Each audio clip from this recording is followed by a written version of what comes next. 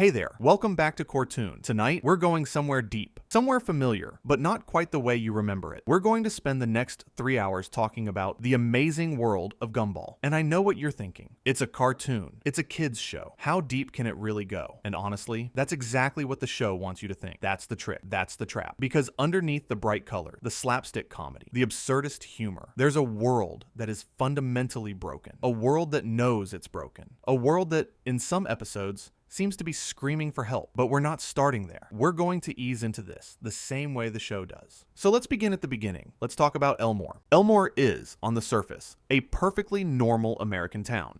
It has a school, it has a mall, it has a neighborhood with houses, and a park, and a junkyard, and all the things you'd expect from a small suburban town in a cartoon. It's the kind of place where nothing particularly remarkable should ever happen.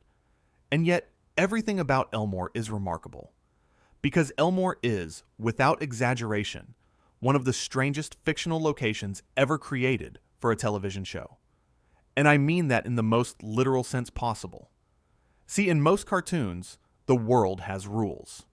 In SpongeBob, everyone lives underwater, and the physics of water loosely apply. In Phineas and Ferb, two kids build impossible inventions every day. But there's a consistent logic to the world. Even in shows like Adventure Time, which are famously weird, there's a mythology, a history, a set of rules that govern how the world works. Elmore doesn't have that. Or rather, it does. But the rules are constantly shifting, constantly contradicting themselves, constantly breaking. And the show is fully aware of this. In fact, Elmore's inconsistency isn't a bug. It's a feature. It's built into the very fabric of the world. Let me explain. In Elmore, every single character is a different art style. Gumball is a 2D animated cat. Darwin is a 2D animated fish with legs. Their mother Nicole is animated in the same style. Their father Richard is a big pink rabbit, also 2D. Their baby sister Anais is a small pink rabbit, also 2D. So far, pretty standard cartoon family. But then you step outside the Watterson house, and things get strange. Penny, Gumball's love interest, is a shape-shifting fairy. Banana Joe is a literal banana. Tobias is a fluffy rainbow-colored blob. Carrie is a ghost rendered in a completely different art style. Tina Rex is a photorealistic dinosaur. And I mean literally photorealistic. She looks like she was pulled from a nature documentary and dropped into this cartoon world. Then there's the background characters. Some of them are puppets. Some of them are live-action people. Some of them are CGI. Some of them are paper cutouts. Some of them are clay figures. Some of them are 8-bit sprites. The mailman is a living piece of toast. The school nurse is a bandage. The coach is made of muscle tissue. There's a character who is literally a balloon, another who is a cloud, another who's a cactus, another who's a piece of paper. And all of these characters, with their wildly different art styles, their wildly different levels of realism, their wildly different physical properties, all live together, in the same town, going to the same school, shopping at the same mall, as if this is completely normal. Now, a lot of people look at this and think, oh, that's just the show's gimmick. It's a cartoon that mixes animation styles. That's clever. And yes, it is clever. It's incredibly clever from a production standpoint. The show's creator, Ben Bockley, originally developed many of these characters as rejected designs from other projects. Characters that didn't fit anywhere else found a home in Elmore. It's a town of misfits in the most literal production sense. But here's where it gets interesting, because the show doesn't just present this visual chaos and move on. The show is aware of it. The characters are aware of it. And as the series progresses, this awareness becomes increasingly unsettling. Think about it. If you lived in a world where some people were realistic and some were cartoons, where some people were made of food and could be eaten, where some people were literally intangible ghosts, or sentient objects, what would that do to your sense of reality? What would that do to your sense of self? What would that do to your understanding of what's normal and what isn't. Elmore doesn't answer those questions immediately. It lets them simmer. It lets you absorb the weirdness of the world without thinking too hard about the implications. And then, in later seasons, it confronts those implications head on. But we'll get there. For now, just know this. Elmore is not just a funny cartoon town. Elmore is a place where the very laws of reality are unstable. And that instability is not random. It means something.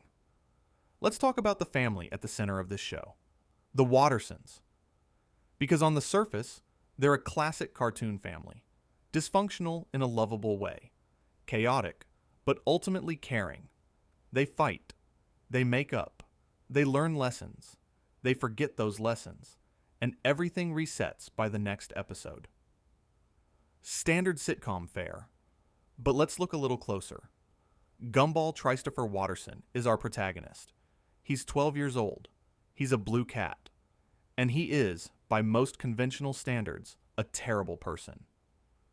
Now that sounds harsh, and the show definitely wants you to like Gumball. He's funny. He's charismatic. He's got that underdog energy, where he's constantly failing, but never giving up. But if you actually pay attention to what Gumball does across the series, the picture gets complicated. Gumball is selfish. Deeply, fundamentally selfish. Not in a malicious way, but in the way that a lot of real 12-year-olds are selfish.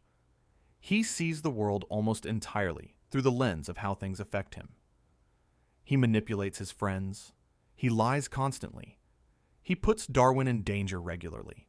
He's jealous, petty, and insecure. He has moments of genuine cruelty that the show frames as comedy, but that, if you stop and think about them, are actually pretty disturbing. And the show knows this. That's the thing. Gumball isn't accidentally flawed. He's deliberately, carefully, specifically flawed. The writers gave him exactly the kind of personality that would make him entertaining to watch, but deeply troubling to know in real life. He's the kind of person who, if he were a real kid in a real school, would probably be the class bully. Not the stereotypical bully. Not the big tough kid who pushes people around. But the sneaky, charming bully. The one who makes everyone laugh at someone else's expense. The one who always has an excuse, always has a justification, always frames his cruelty as humor. But here's what makes Gumball interesting as a character. He's not unaware of his flaws. In several episodes, Gumball confronts the fact that he's not a good person. And these moments are some of the most powerful in the entire series, because the show doesn't let him off the hook easily. When Gumball realizes he's been cruel, or selfish, or manipulative, the realization doesn't come with a quick apology and a return to the status quo. It comes with genuine pain, genuine shame. The kind of self-awareness that's almost worse than ignorance, because once you know what you are, you can't unknow it. And yet, by the next episode, Gumball is back to his old tricks. The lesson didn't stick. The growth didn't last. And this creates an interesting question. Is this just the nature of episodic comedy, where every episode resets? Or is there something deeper happening? Is Gumball trapped in a cycle he can't escape? Is the show making a deliberate comment about the nature of character development in a world that literally resets itself? We'll come back to that. But first, let's talk about Darwin. Darwin Raglan, Caspian Ahab, Poseidon, Nicodemus, Watterson, III. Yes, that's his full name. And yes, every part of it matters, in a way we'll discuss later. Darwin is a goldfish. Or rather, he was a goldfish. The Wattersons' pet goldfish. Until one day, he grew legs, climbed out of his bowl, and started speaking. And the family just accepted it. They adopted him. He became their son. He goes to school. He wears shoes. He sleeps in a bed.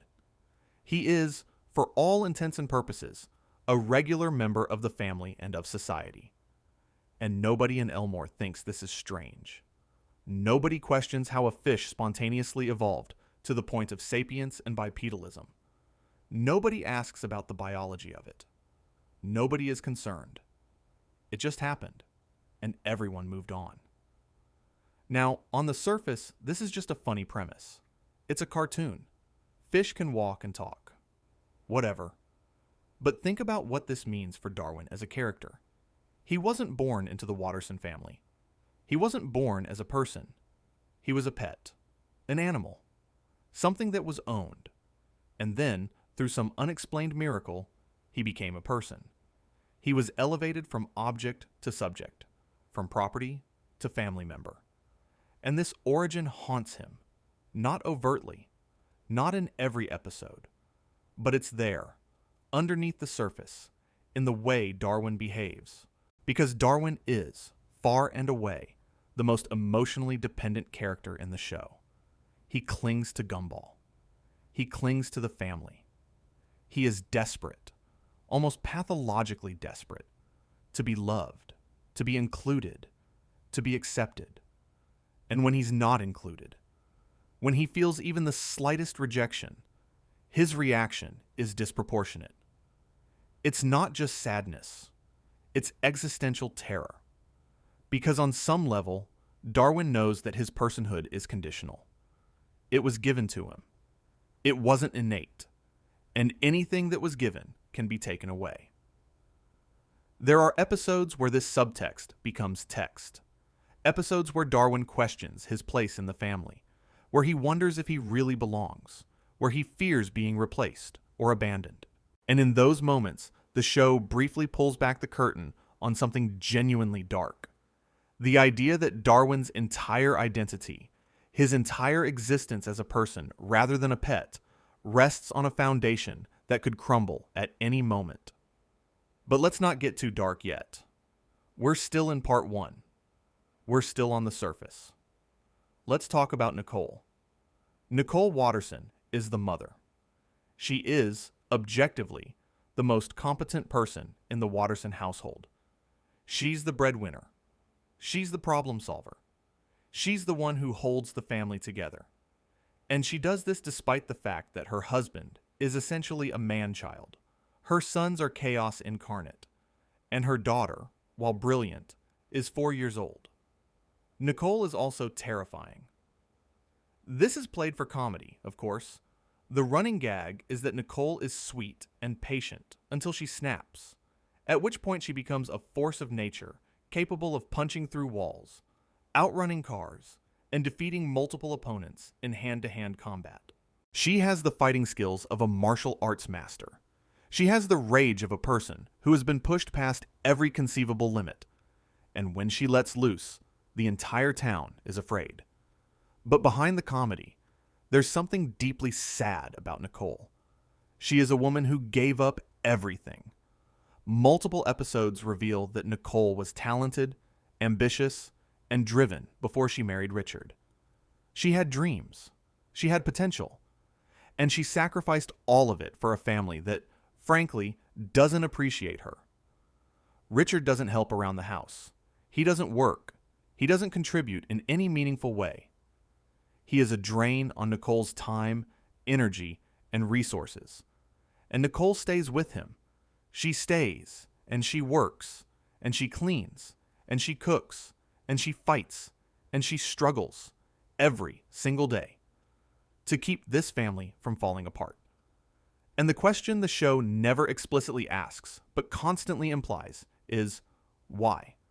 Why does Nicole stay? The answer, I think, is love. Genuine, irrational, unconditional love. Nicole loves Richard despite everything. She loves her children despite the chaos they bring. She loves her family even though her family is slowly destroying her. And that love is simultaneously the most beautiful and the most tragic thing in the entire show. Because Nicole isn't just tired. She's exhausted. She's burned out. She's running on fumes. And the show depicts this with surprising honesty. There are episodes where Nicole breaks down, where the facade cracks, where you see the woman behind the supermom and she's barely holding on. Then there's Richard Watterson, Gumball and Darwin's father, husband to Nicole, and one of the most fascinating characters in the entire show, for reasons that aren't immediately obvious. Richard is, to put it bluntly, an idiot. He's lazy. He's gluttonous. He's irresponsible. He breaks things. He ruins plans. He makes everything worse by his mere presence. He is the living embodiment of the incompetent father trope that has been a staple of animated sitcoms since Homer Simpson. But Richard is not Homer Simpson. And the show knows the difference. Because Homer Simpson, for all his stupidity, exists in a world where stupidity has limited consequences. Homer can fall down a cliff and be fine by the next scene. He can bankrupt his family and be comfortable again by the next episode. The consequences of Homer's incompetence are always temporary, always reversible, always contained by the sitcom format.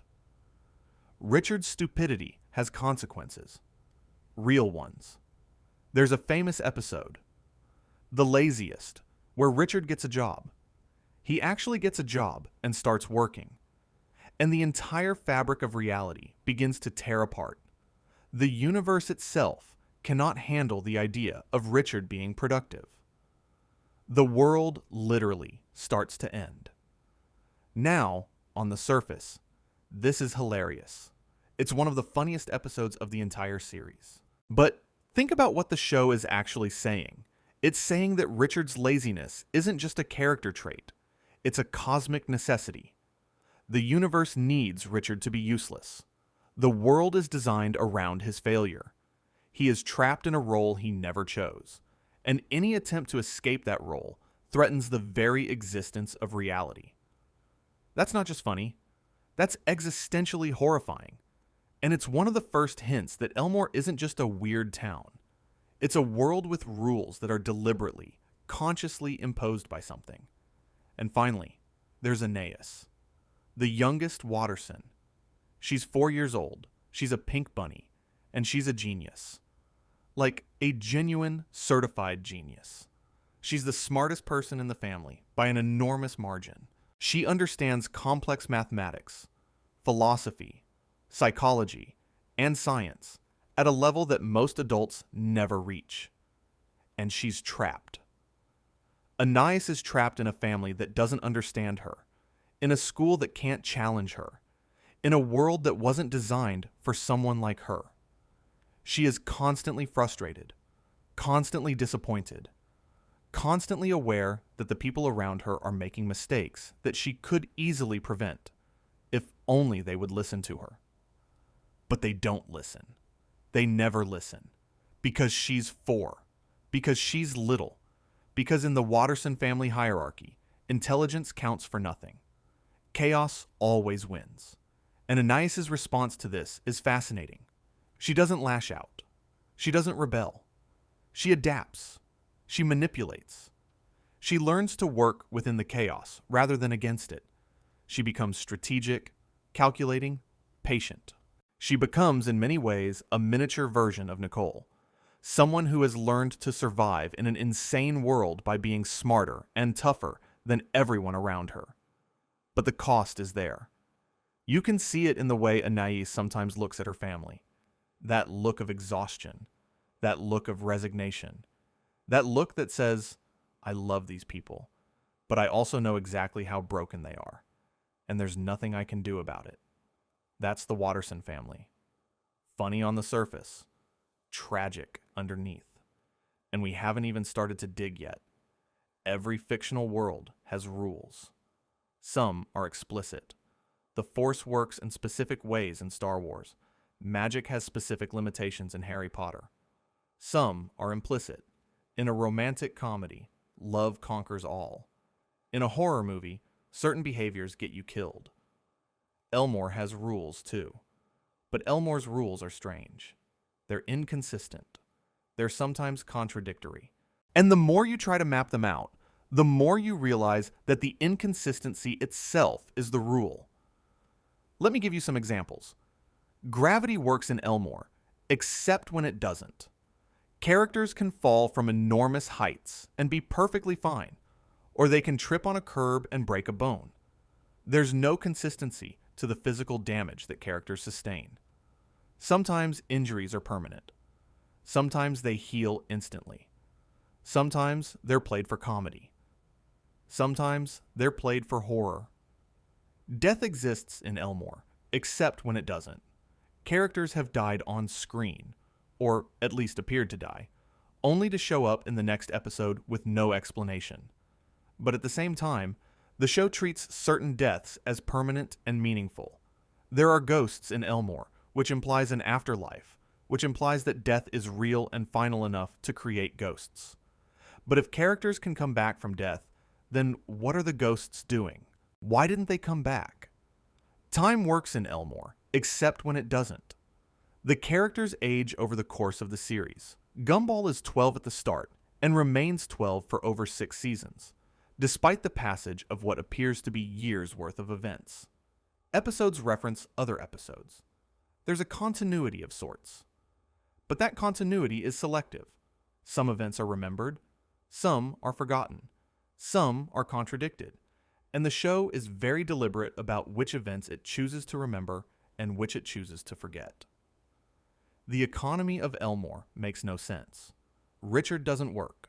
Nicole works at a rainbow factory, which is exactly what it sounds like. A factory that produces rainbows.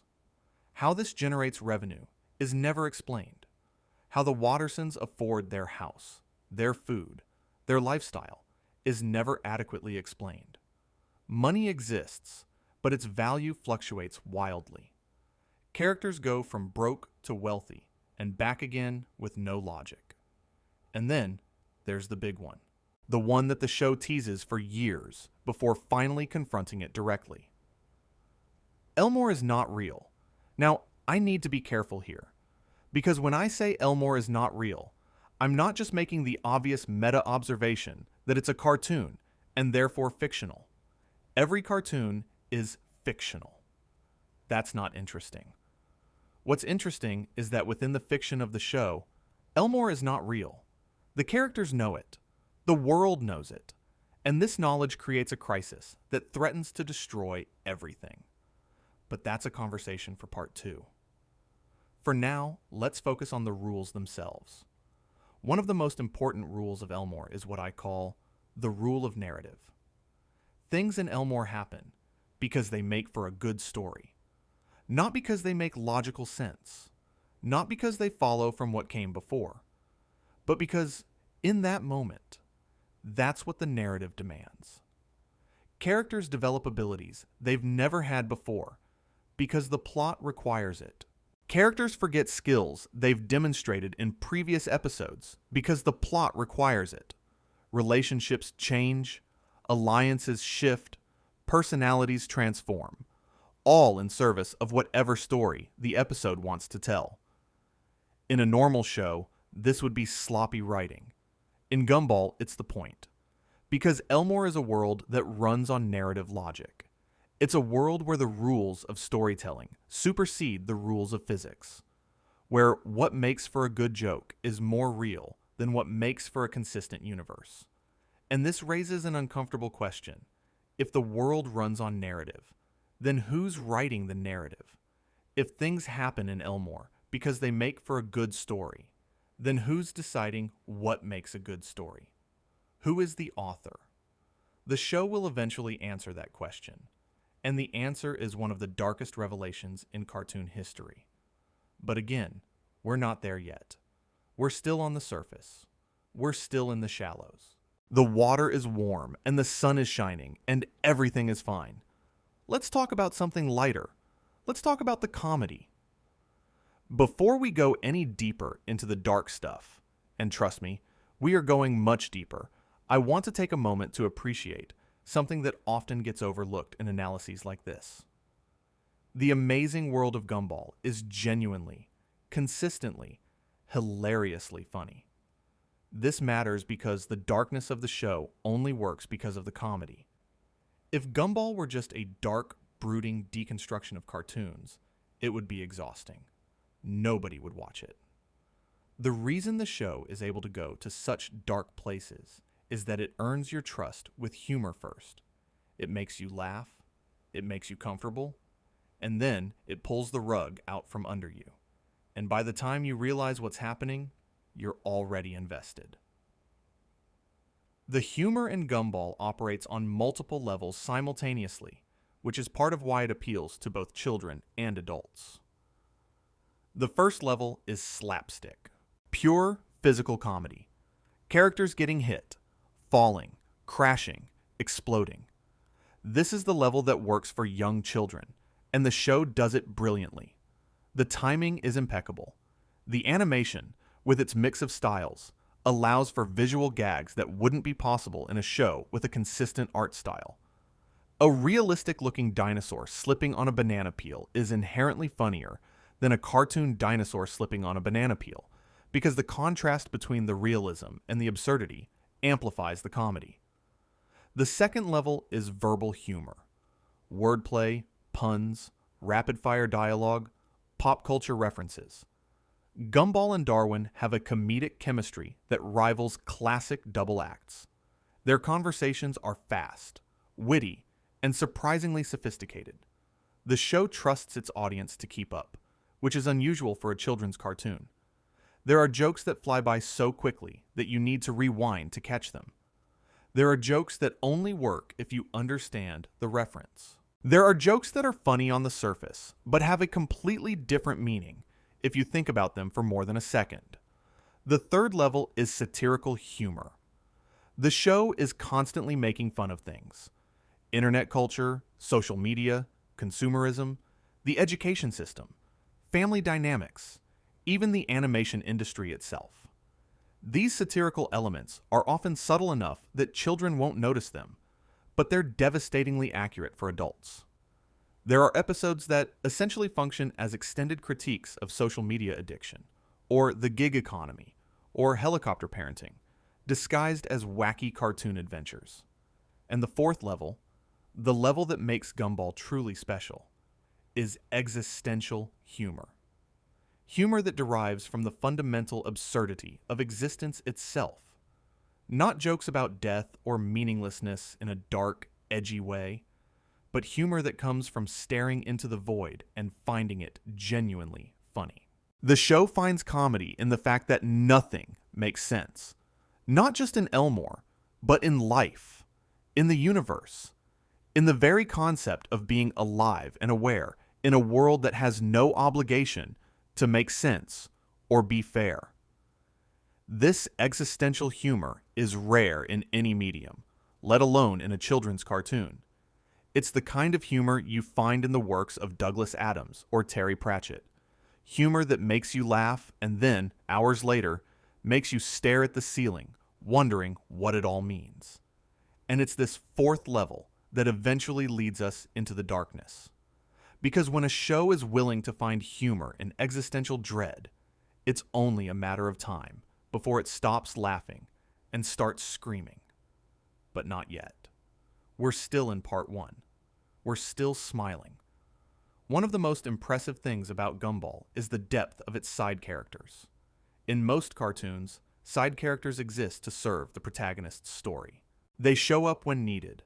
They fill their role, and they disappear until the next time they're needed. They don't have inner lives. They don't have arcs. They're furniture. Gumball doesn't do this. Almost every side character in Gumball has been given at least one episode that explores their inner life, their fears, their desires, their pain. And these episodes are often the show at its absolute best. Let's start with Penny Fitzgerald, Gumball's love interest.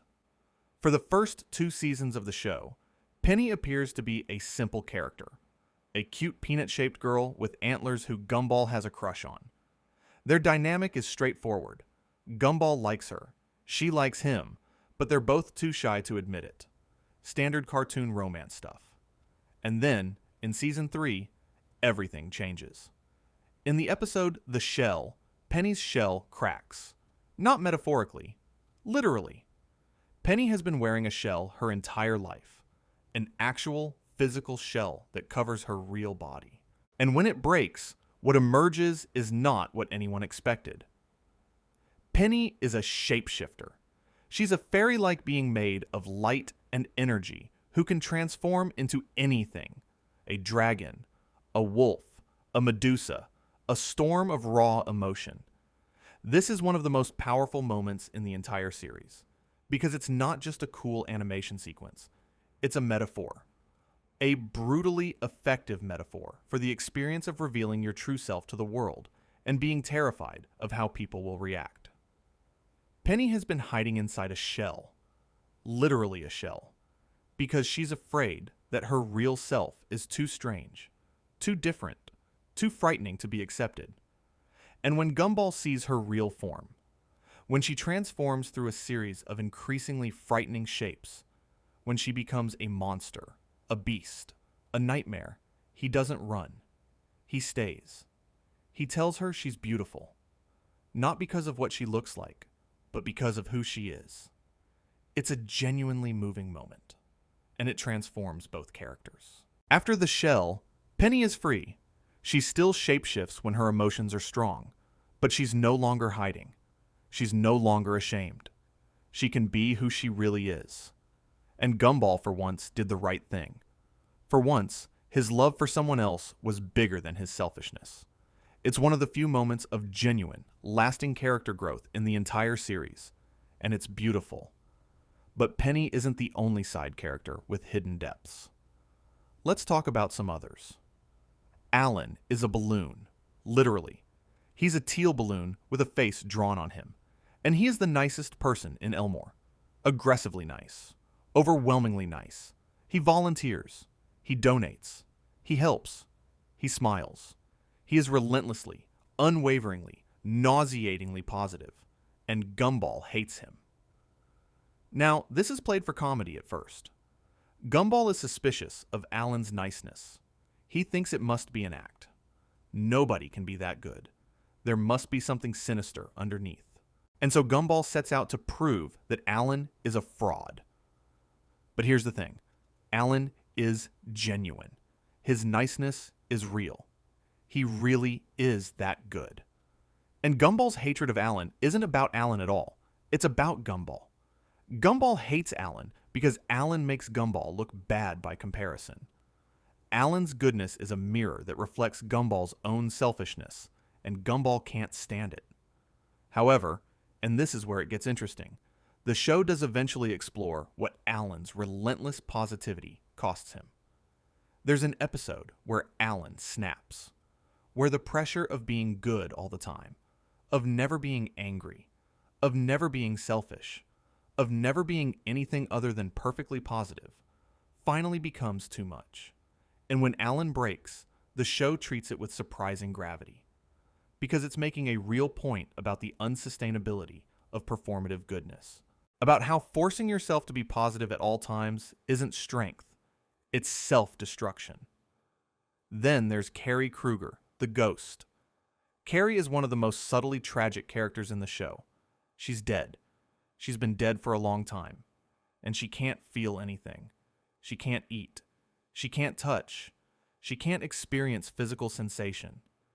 She exists in a state of permanent numbness, watching the living world go by, unable to participate in it fully. And this affects her. It makes her dark and cynical and withdrawn. She gravitates toward dark music, dark art, dark humor. Not because she thinks it's cool, but because darkness is the only emotional register that still feels real to her. Happiness is something that other people have. Joy is something that happens to living beings.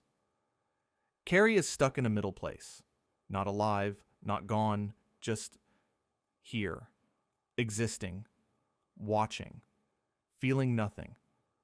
The show gives Carrie a romance with Darwin, which is both sweet and deeply complicated. Because how do you love someone you can't touch? How do you build a relationship when one of you is alive and the other isn't? The show handles this with more sensitivity than you'd expect. And the moments between Carrie and Darwin are some of the most genuinely tender in the entire series. There's also Tobias Wilson, who functions as the show's commentary on toxic masculinity. Tobias is the popular kid, or at least he thinks he is. He's constantly trying to be cool, to be tough, to be desirable. He's a caricature of every insecure teenage boy who thinks that being a man means being aggressive and dominant.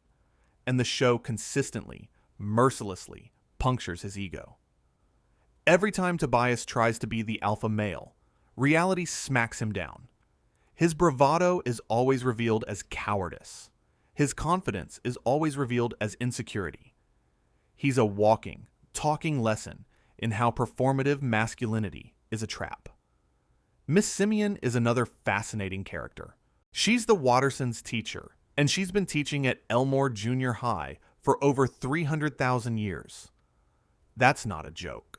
She's literally been alive for hundreds of thousands of years. She's a prehistoric primate who has somehow survived into the modern era and become a school teacher. And she hates her students. She hates Gumball in particular.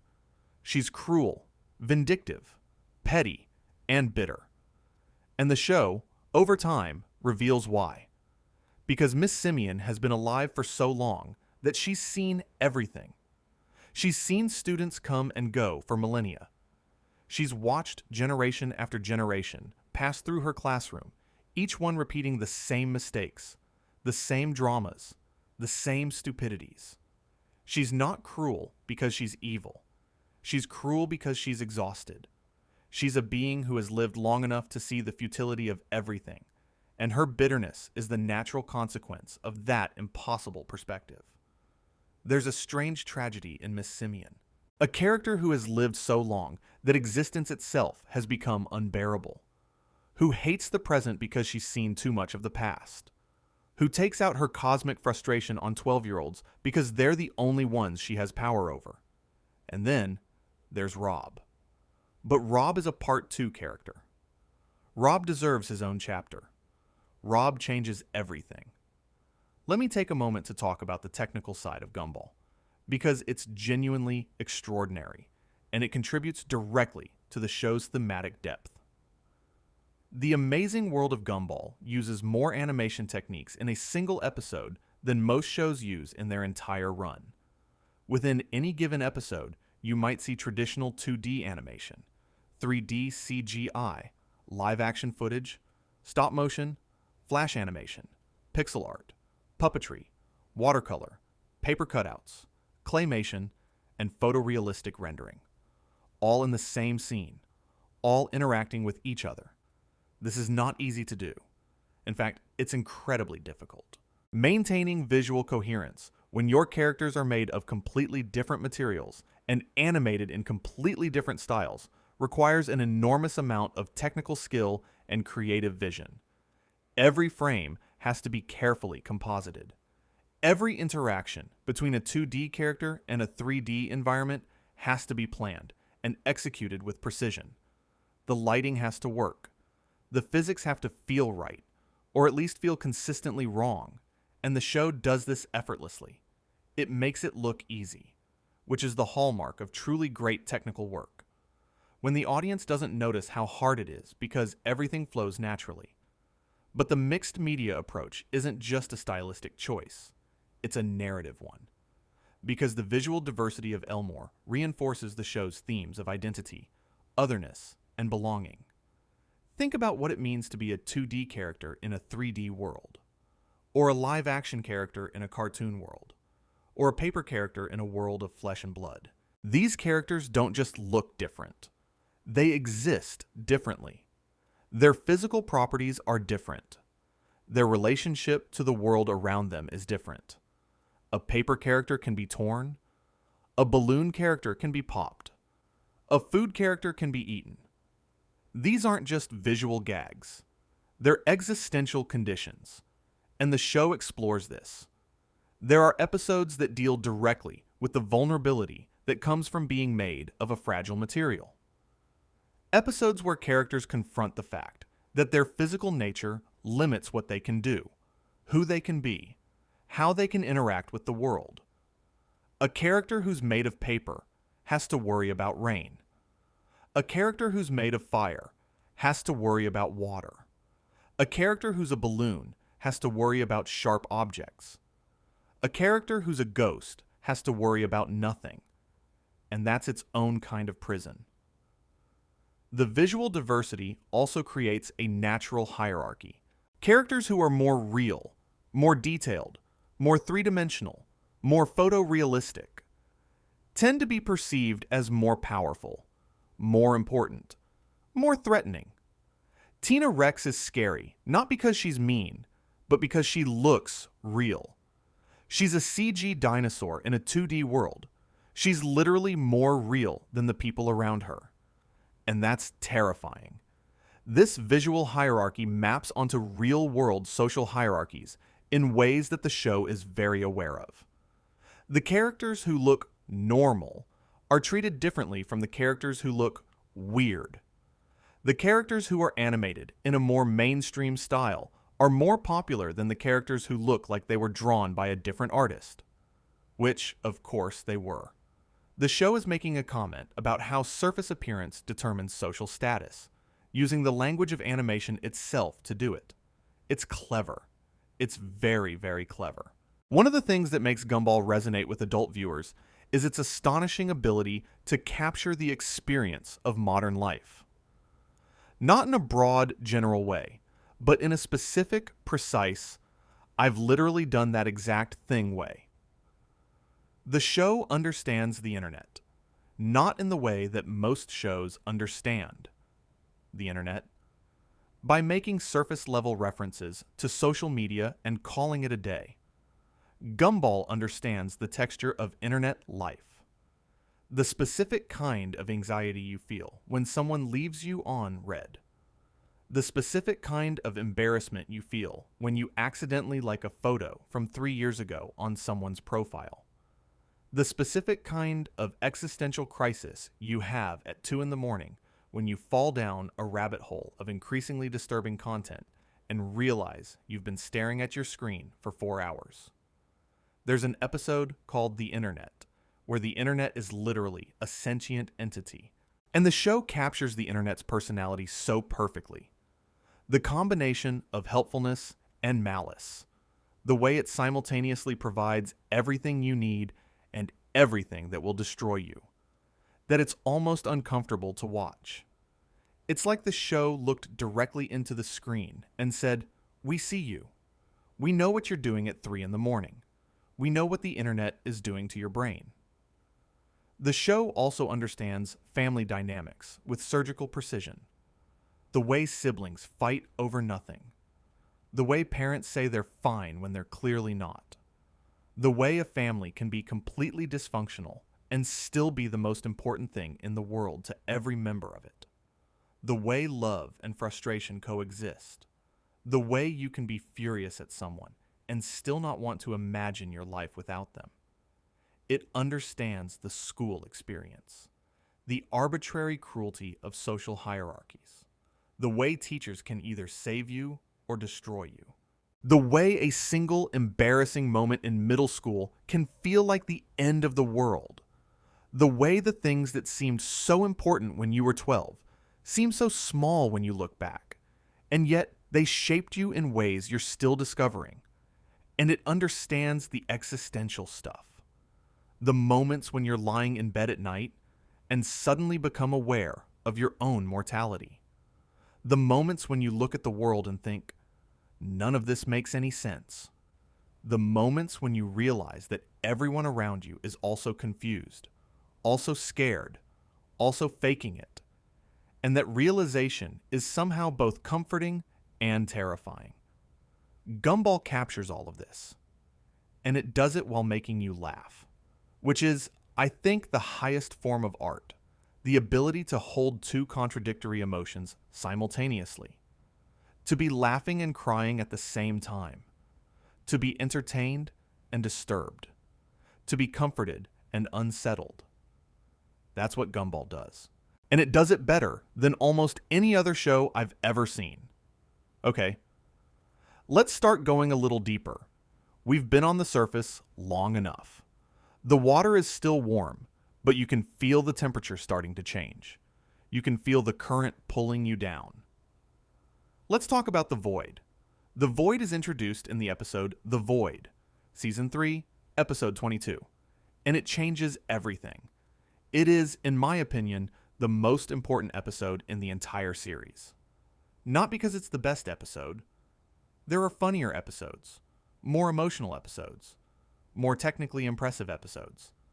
But The Void is the episode where the show reveals what it really is, where it drops the mask just for a moment and lets you see what's underneath. Here's the setup. Gumball, Darwin, and Mr. Small discover that one of their classmates has gone missing, a character named Molly, and not just missing, forgotten. Nobody remembers Molly. It's as if she never existed. Her desk is gone. Her name is gone from the class roster. There's no evidence she was ever there, and Gumball can't let it go. He knows something is wrong. He remembers Molly, even though he can't explain how or why. And so he and Darwin go looking for her. What they find is the Void. The Void is a place outside Elmore, a dimension of nothingness, a vast empty space filled with floating debris, discarded objects, abandoned ideas, forgotten things. It's where the world sends everything it doesn't want anymore. Everything that's been deemed boring, irrelevant, or unnecessary. Everything that doesn't fit the narrative. Molly is there. She was sent to the Void because the world decided she was boring. She was a one-dimensional character with no interesting traits, and so the world, not the writers, the world itself, discarded her, erased her from existence, sent her to the Void to be forgotten. Now, this is already disturbing. The idea that a character can be erased from reality for being boring is a commentary on media consumption that cuts deep. We, as audiences, discard characters all the time. We forget side characters. We skip filler episodes. We fast forward through scenes that don't hold our attention. And in Gumball, this process is literalized. The world itself performs the forgetting. The narrative discards what it doesn't need. But the Void is more than just a place for forgotten characters. As Gumball and Darwin explore it, they see other things floating in the emptiness. Outdated technology, old trends, failed products, things that were once part of the world but were abandoned when they stopped being relevant. The Void is a graveyard for the outmoded, a dump for the obsolete, a landfill for everything that reality has moved past. And this raises a terrifying question. If the Void is where boring things go, then what keeps anything from being sent there? What determines what's relevant and what isn't? What's the criteria? Who decides? The episode doesn't fully answer these questions. Not yet. But it establishes that there is a force governing Elmore, a force that curates reality, that decides what stays and what goes, that shapes the world according to some set of principles that the characters themselves don't fully understand. This force is not benevolent. It doesn't care about the things it discards. Molly was a person, a living, thinking, feeling person. And she was erased because she was deemed uninteresting. That's not just dark. That's horrifying. That's a world where your right to exist is contingent on your entertainment value. Where being boring is literally a death sentence. And here's the thing that makes it even worse. The characters can't fight it. They rescue Molly from the Void, but the Void doesn't go away. It's still there. It's always there. And at any moment, it could reach out and take someone else. Anyone who stops being interesting. Anyone who stops serving the narrative. Anyone who the world decides it doesn't need anymore. Think about that for a moment. Then breathe. Then relax. Because the warmth of the bed is still there. The pillow is still soft. The dark is outside the window, not inside. And this is just a cartoon. Just a cartoon. Before we move on to part 2, I want to highlight some episodes that, while not necessarily connected to the larger mythology of the show, contribute to the overall sense that Elmore is a deeply disturbing place. These are the episodes that you watch once and think, that was funny, and then watch again and think, wait, what was that? The Joy is a zombie episode, but it's not just a zombie episode. It's a zombie episode where the infection is happiness. A mysterious disease sweeps through Elmore Junior High, turning everyone into mindless, drooling, ecstatic zombies. They're not angry or violent. They're happy. Aggressively happy. Inescapably happy. They hug you and spread the infection through physical contact. And once you're infected, all you can do is smile and drool and spread the happiness further. The episode is shot like a found footage horror film. It's presented as security camera footage, shaky cam footage, increasingly desperate footage as the infection spreads. And the horror isn't in the violence. There is no violence. The horror is in the loss of self.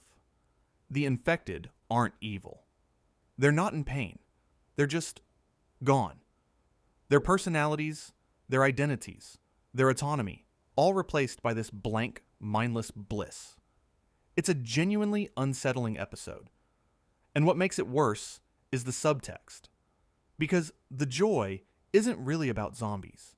It's about conformity, about the pressure to be happy, about the way society tells you to smile, to be positive, to not rock the boat, to not feel anything negative, and how that pressure, taken to its logical extreme, is a form of erasure, of turning people into empty vessels with fixed smiles. The Nobody is another episode that sticks with you. It's the episode where the Wattersons discover that someone has been living in their house. Not a ghost, not a monster, a person.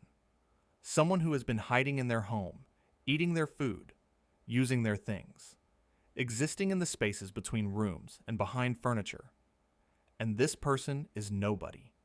They have no face, no identity, no name.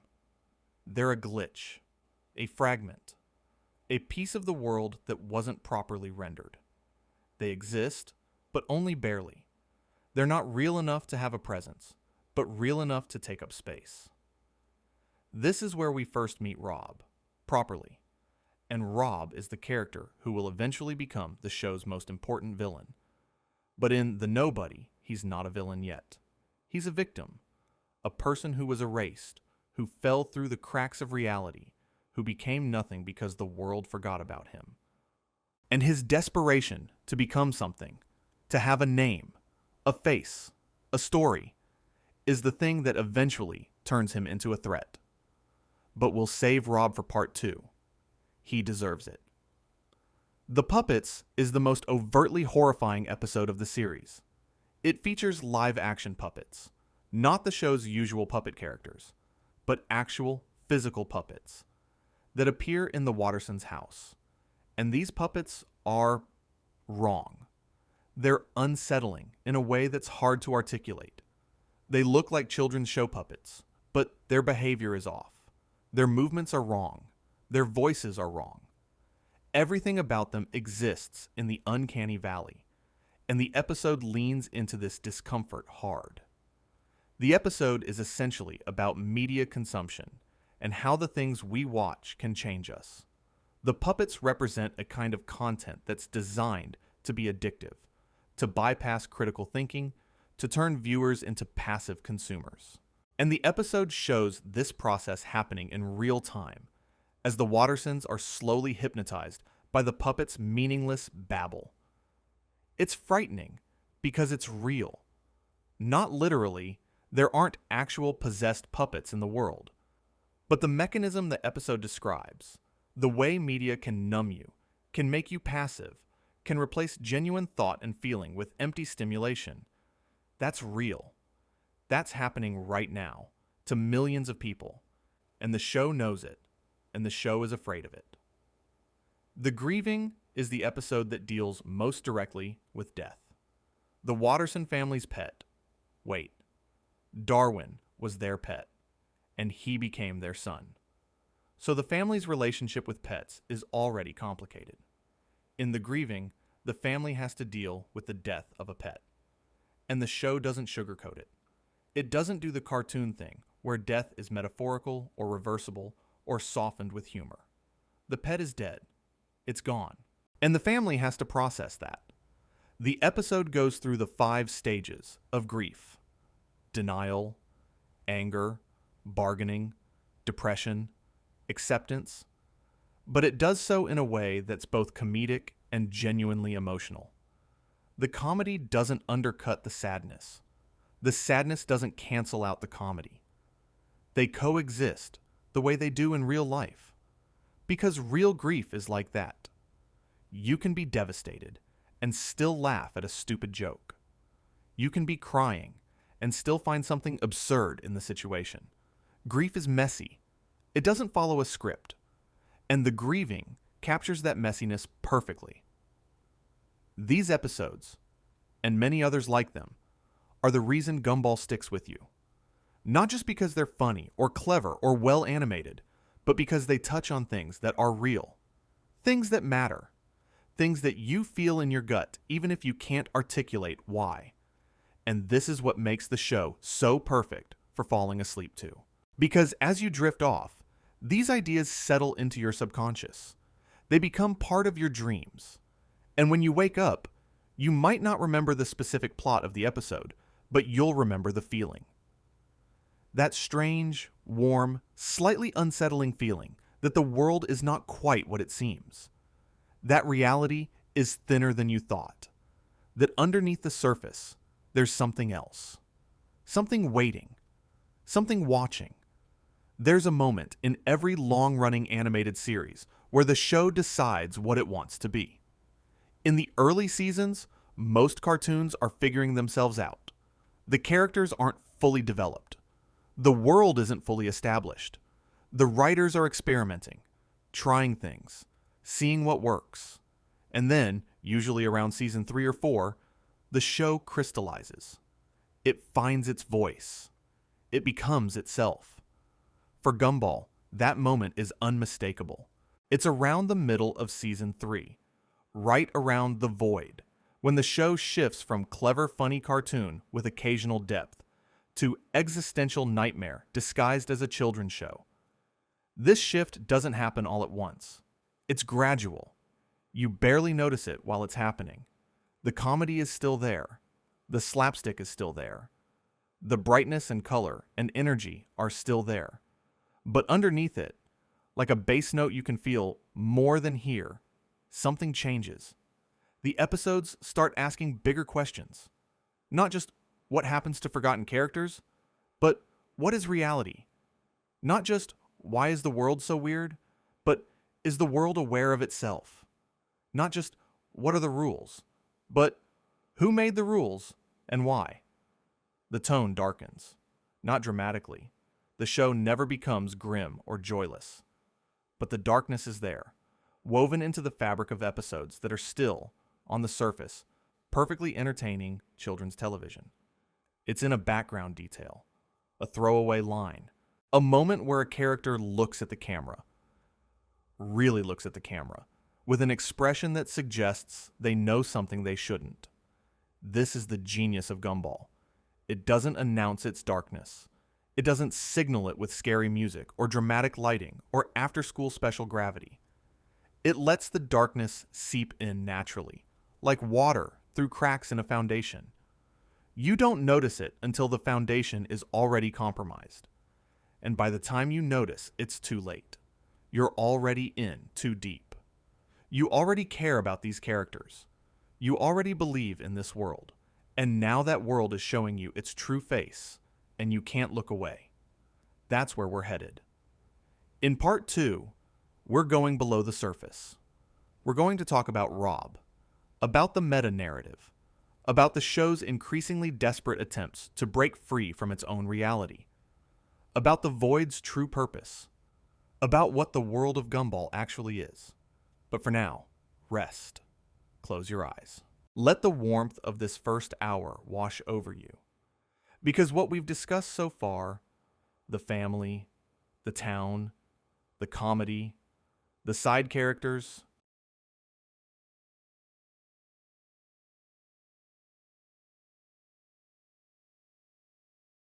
in part 1, we talked about the surface, the Wattersons, the town of Elmore, the comedy, the side characters, the animation.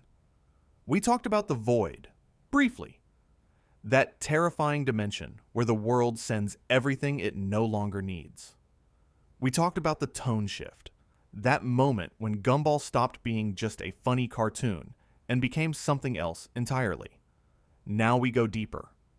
Part 2 is about the meta. It's about what happens when a fictional world becomes aware of its own fictionality.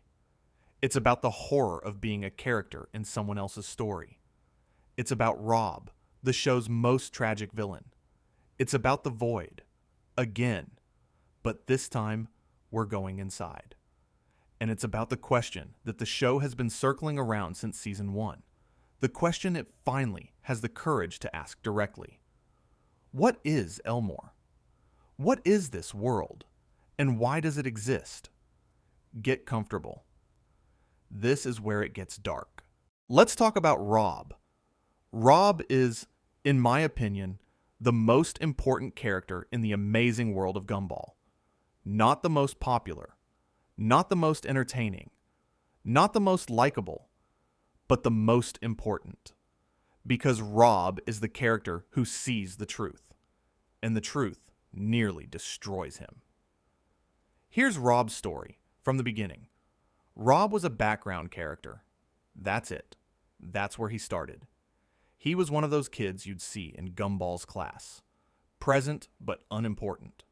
He had no personality, no storylines, no purpose. He was just there, filling space, being a body in a crowd. And then the void took him. Because that's what the void does. It takes the things the world doesn't need.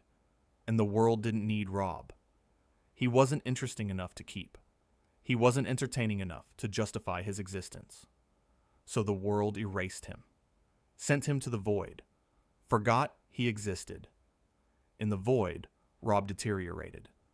His design literally fell apart. His body became glitched, distorted, broken. One of his eyes became a pixelated mess. His form became asymmetrical and wrong. He looked like a video game character whose model had corrupted. Because that's essentially what happened. He was a character who had been deleted, and the deletion wasn't clean. When Rob eventually escapes the void, during the events of the void, he's not the same. He's damaged, physically and psychologically. He's seen the truth of Elmore. He's been to the place where forgotten things go. He knows that the world has rules, that those rules are enforced, and that those rules don't care about the things they destroy. And Rob is angry. He's angry at the world for discarding him. He's angry at Gumball for not remembering him. He's angry at the system that decided he wasn't worth keeping. And he channels that anger into a mission. He will become a villain. He will become Gumball's nemesis.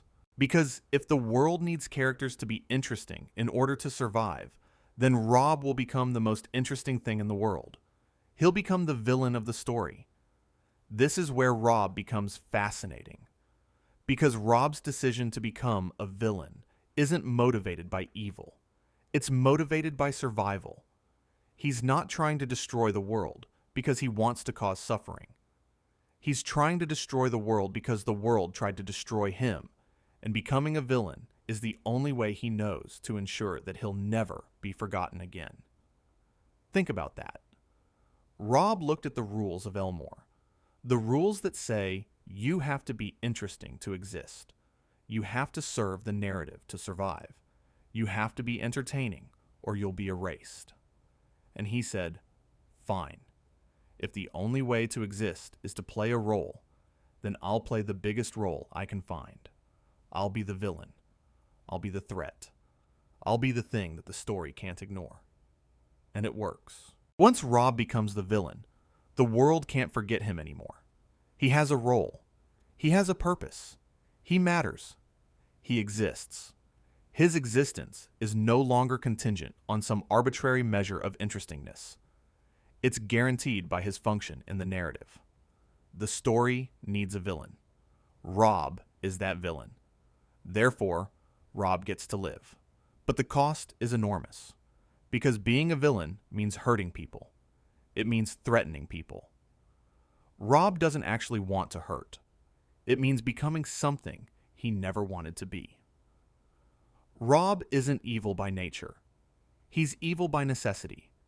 He's a good person, or at least a neutral person, who was forced into villainy by the structure of the world he lives in. And this is where Gumball does something that very few shows have the courage to do. It makes the villain sympathetic without excusing his actions. Rob is right about the world. His anger is justified. His fear of being erased is rational. The system that discarded him is cruel and unjust. But none of that makes it okay for him to hurt people. None of that excuses the damage he causes. Rob is simultaneously the show's most sympathetic character and its greatest threat. And the tension between those two things is one of the most compelling dynamics in the entire series. But Rob's story doesn't end with villainy. It evolves. Because as Rob learns more about the true nature of Elmore, his understanding deepens and his mission changes. He stops trying to be a villain and starts trying to save the world. Not because he forgives the world, but because he realizes that the world is even more broken than he thought, and that its brokenness threatens everyone, not just him. We'll get to what Rob discovers shortly. But first, let's talk about the meta-narrative itself. The amazing world of Gumball breaks the fourth wall. This is not, in itself, unusual. Lots of cartoons break the fourth wall. Deadpool does it. Ferris Bueller does it. The Office does it. It's a well-established comedic technique. But Gumball doesn't just break the fourth wall. Gumball lives in the rubble of the fourth wall. The show doesn't occasionally acknowledge the audience. It exists in a state of perpetual meta-awareness that goes far beyond simple winks at the camera. Characters know they're in a show. Not all the time. Not consistently. But in moments of clarity, certain characters, particularly Gumball and Rob, demonstrate an awareness that they are fictional, that their world has rules that don't make sense, that events repeat, that time doesn't flow naturally, that the world resets. And the show uses this meta-awareness, not just for comedy, but for horror. Consider what it would mean to be a character in a show and know it. To know that your life isn't real, that your choices don't matter, that your pain exists only to entertain someone else, that your reality is a construct, maintained by forces you can't see and can barely comprehend, that at any moment the show could be canceled, and you would simply cease to exist.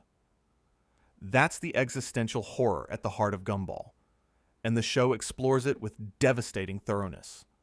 There are episodes where characters realize that they're repeating patterns, that the same kinds of things happen to them over and over, that their behavior seems scripted, their reactions seem predetermined, their choices seem to follow invisible tracks laid down by someone else. There are episodes where characters notice that the world has edges, that if you walk far enough in any direction, you reach a point where reality just stops, where the backgrounds become flat, where the detail fades away, where the world reveals itself as a set, a stage, a backdrop for a performance. There are episodes where characters notice that other people aren't real, that some of the people around them are just background characters, literal background characters, with no inner life, no personality, no depth. People who exist only to fill space. People who are, for all practical purposes, props. And there are episodes where characters confront the audience directly, where they look at us, really look at us, and ask us why we're watching, why we find their suffering entertaining, why we laugh at their pain, why we keep tuning in, episode after episode, to watch them go through the same cycles of chaos and resolution, the same patterns of hope and disappointment, the same endless, meaningless loop. These moments are played as comedy. They're funny. The show makes sure they're funny. But the laughter doesn't erase the truth of what's being said, and the truth is profoundly unsettling. One of the most chilling recurring elements in Gumball is what I call the static moments. These are moments where the show briefly, sometimes for only a frame or two, glitches. The animation distorts, the audio warps, static appears on screen, colors shift to palettes that feel wrong, and then, almost instantly, everything returns to normal. These moments are easy to miss. They're so brief that most viewers don't notice them on a first watch. But once you start looking for them, you see them everywhere. They're scattered throughout the series like breadcrumbs, leading to a conclusion that the show is very slowly, very carefully building toward.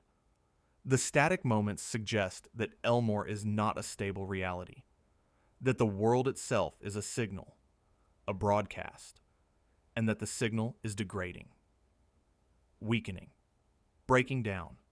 The glitches aren't just aesthetic choices. They're symptoms. They're signs that the world is sick, that the fabric of reality is thinning, that whatever force maintains Elmore is losing its grip, and the characters feel it. Not consciously, not in most episodes anyway, but there's an underlying anxiety that permeates the later seasons, a sense that something is wrong, that the world is changing in ways that can't be explained or reversed, that the ground beneath their feet is less solid than it used to be. This anxiety manifests differently in different characters. For Gumball, it becomes restlessness, a need to push boundaries, to test limits, to see how far the world will bend before it breaks. For Darwin, it becomes clinginess, a desperate need to hold on to the things he loves before they disappear. For Nicole, it becomes hypervigilance, an intensification of her already obsessive need to control everything around her. For Richard, it becomes escapism, a retreat deeper and deeper into laziness and denial. Each Watterson responds to the deterioration of their world in a way that's perfectly consistent with their character. And the fact that they're all responding, even if they don't know what they're responding to, tells us that the deterioration is real. It's not just a visual effect. It's not just a stylistic choice. Something is genuinely wrong with Elmore. If there's a single episode that encapsulates everything I've been talking about, the meta-awareness, the existential horror, the breaking down of reality, it's the money. Here's the premise. The Wattersons are broke, not cartoon broke, where being broke is a minor inconvenience that gets resolved by the end of the episode. Really broke. So broke that they can't pay their bills. So broke that their utilities get shut off. So broke that they might lose their house. And as their financial situation deteriorates, the world around them deteriorates with it. The animation quality drops. Literally. As the family loses money, the show starts losing production value. The backgrounds become simpler. The colors become flatter. The character designs become cruder. The animation becomes choppier. Sound effects disappear. Music fades out. The show is physically, visually, audibly falling apart. This is one of the most brilliant meta-commentaries in television history, because the show is explicitly connecting the family's financial survival to the show's production survival. If the Wattersons can't pay their bills, the show can't pay its bills. If the family goes bankrupt, the show goes bankrupt. The characters' in-universe financial crisis is also the show's real-world production crisis, made literal and visible. And the characters know it. They can see the animation degrading around them. They can feel the world getting less real. And they're terrified, because they understand, on some level, what's happening. They're being canceled. Not in the sense that a TV executive is pulling the plug, although that's part of it, but in the sense that reality itself is withdrawing from them. The world is being unmade. The episode ends with the family making a direct appeal to the audience. They literally ask us to keep watching. They beg us not to change the channel. Because if we stop watching, they stop existing. Our attention is the fuel that keeps their world running. Our viewership is the thing that keeps them alive. It's funny. It's a funny episode. The meta humor is sharp and the visual gags are clever. But underneath the humor, there's genuine desperation. These characters are asking for their lives. And the fact that they have to ask, the fact that their existence depends on our entertainment, is one of the most disturbing ideas the show has ever presented. The Signal is the episode where things get really strange. It's the episode that takes the static glitches I mentioned earlier and puts them center stage. The premise is simple. Gumball and Darwin's Day keeps glitching. Conversations jump to different topics mid-sentence. Scenes change without transition. Characters appear and disappear without explanation. It's as if someone is flipping channels on their reality. As if their lives are a TV signal that's getting interference. At first, this is played for comedy. The glitches are disorienting, but funny. Characters finish each other's sentences with completely unrelated words. Scenes switch from drama to comedy to horror and back again in seconds. The episode feels like channel surfing. A chaotic collage of disconnected moments. But as the episode progresses, the glitches get worse. More frequent, more severe. And the characters start to notice. They start to feel the world breaking around them. And they start to panic. Because if your reality is a signal, and that signal is degrading, then what happens when the signal goes out? What happens when the channel changes, and never changes back? What happens when the broadcast ends? The episode doesn't fully answer these questions, but it establishes something crucial. Elmore is not a natural world. It's a constructed one, a broadcast, a signal, and signals can be disrupted. Signals can be lost. Signals can end. This realization that Elmore is a construct, not a natural reality, becomes the foundation for everything that follows in the later seasons. It's the key that unlocks the show's deeper mythology. And it's the thing that terrifies Rob more than anything else. Because if the world is a construct, then nothing in it is real, including the people, including him. Let's go back to Rob. Because Rob is the character who takes the meta-awareness furthest. Rob is the character who doesn't just break the fourth wall. He tears it down, climbs through the wreckage, and sees what's on the other side. In the episode The Disaster and its follow-up The Rerun, Rob obtains a remote control. Not a TV remote, a universal remote. A remote that controls reality itself.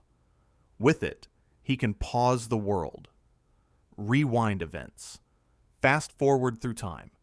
He can literally control the narrative of Elmore. And what does he do with this power? He tries to destroy Gumball. Not because he hates Gumball, not really, but because Gumball is the protagonist.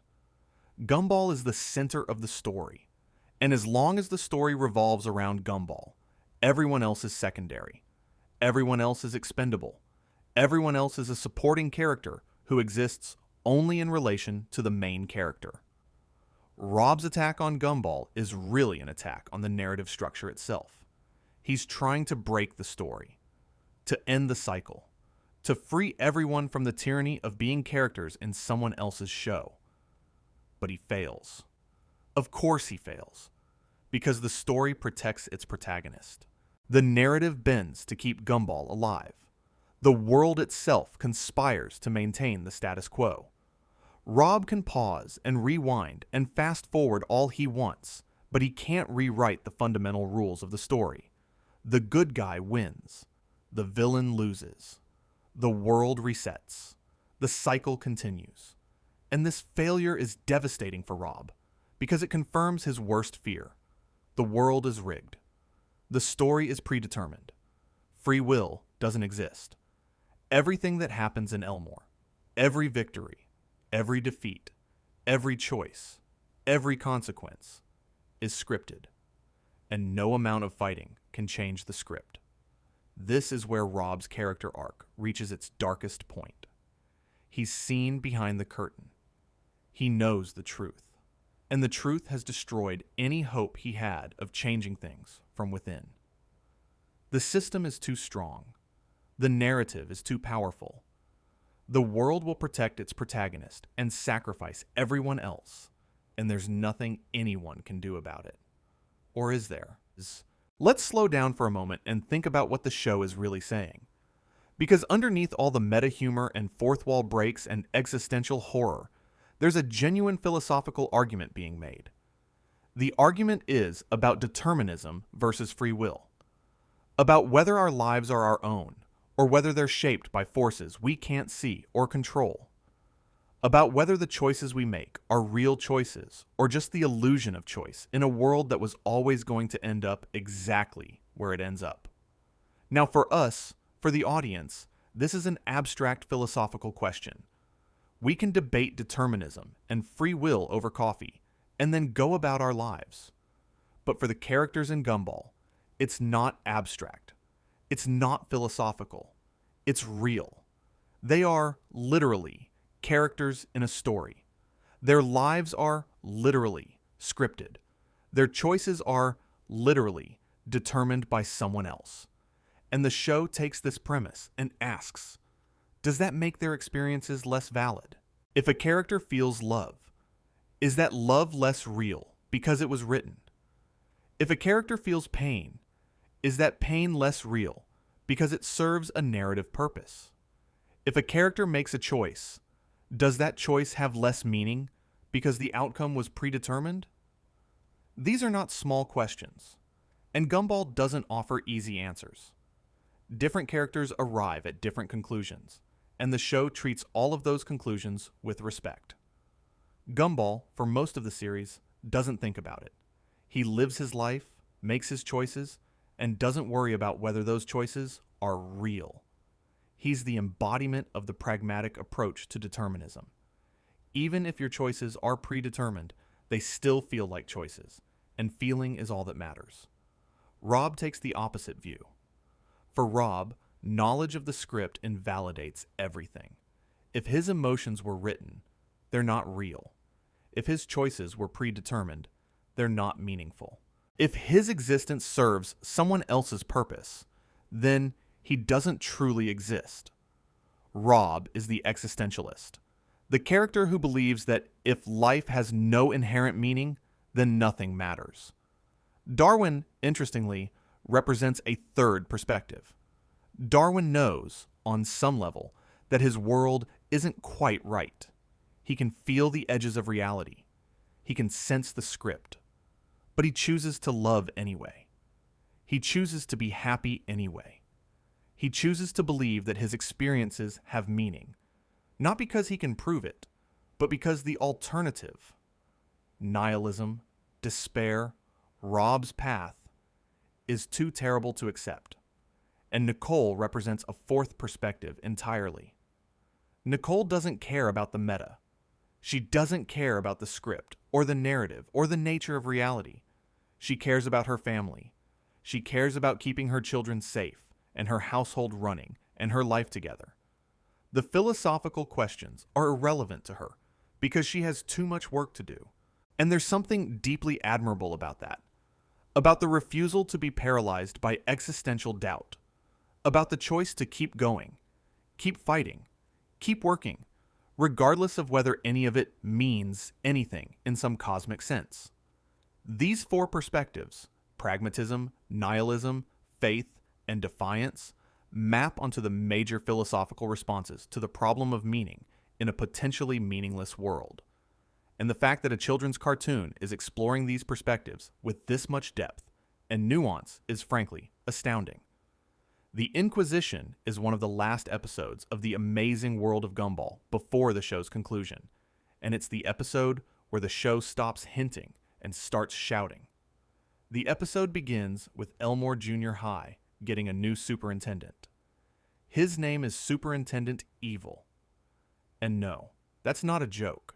His name is literally Superintendent Evil, which is the kind of on-the-nose humor the show loves.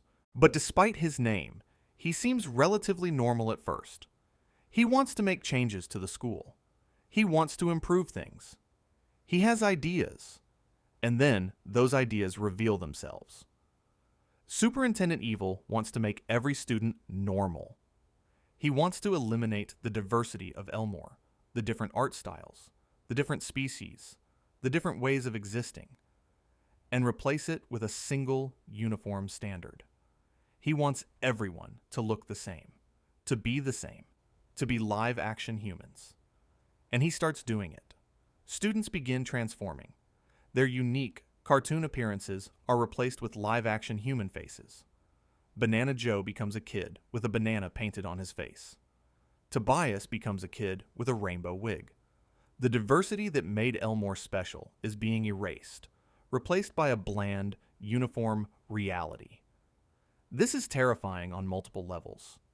On the surface level, it's a story about conformity, about the pressure to be normal, about institutions that erase individuality in the name of standardization.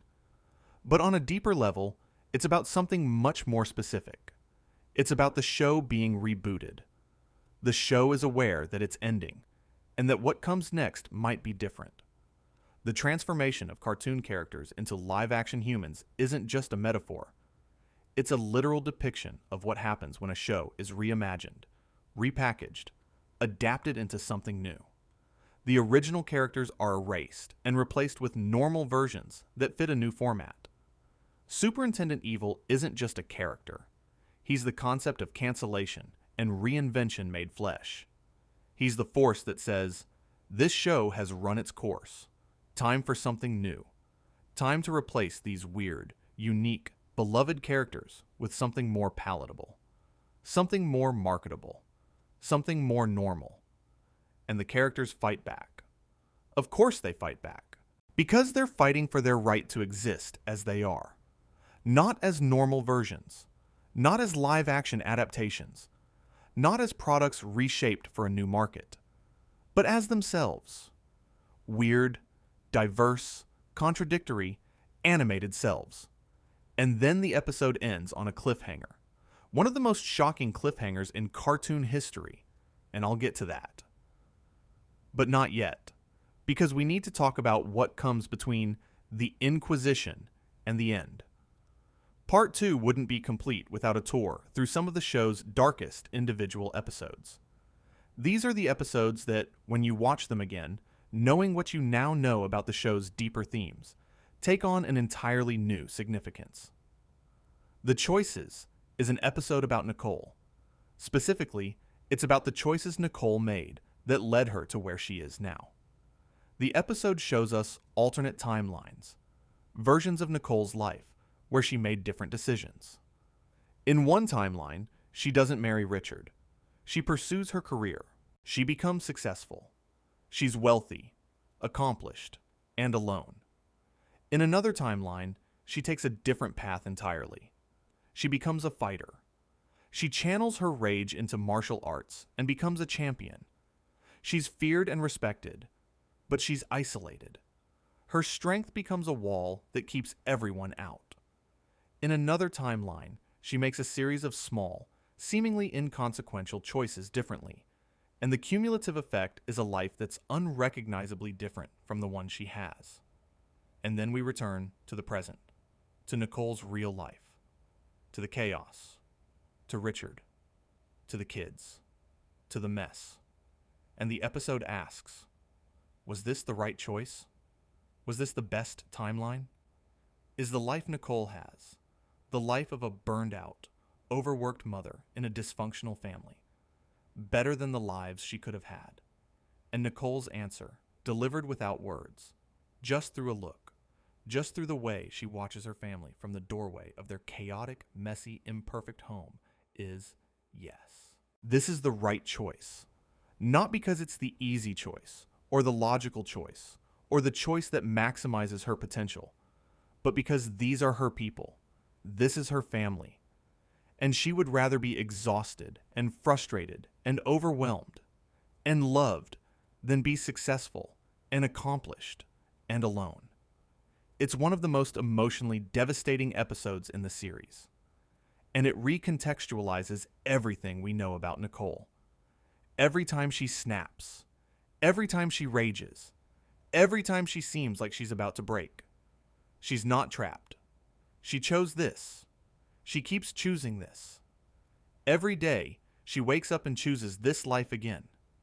And that choice is the strongest thing about her.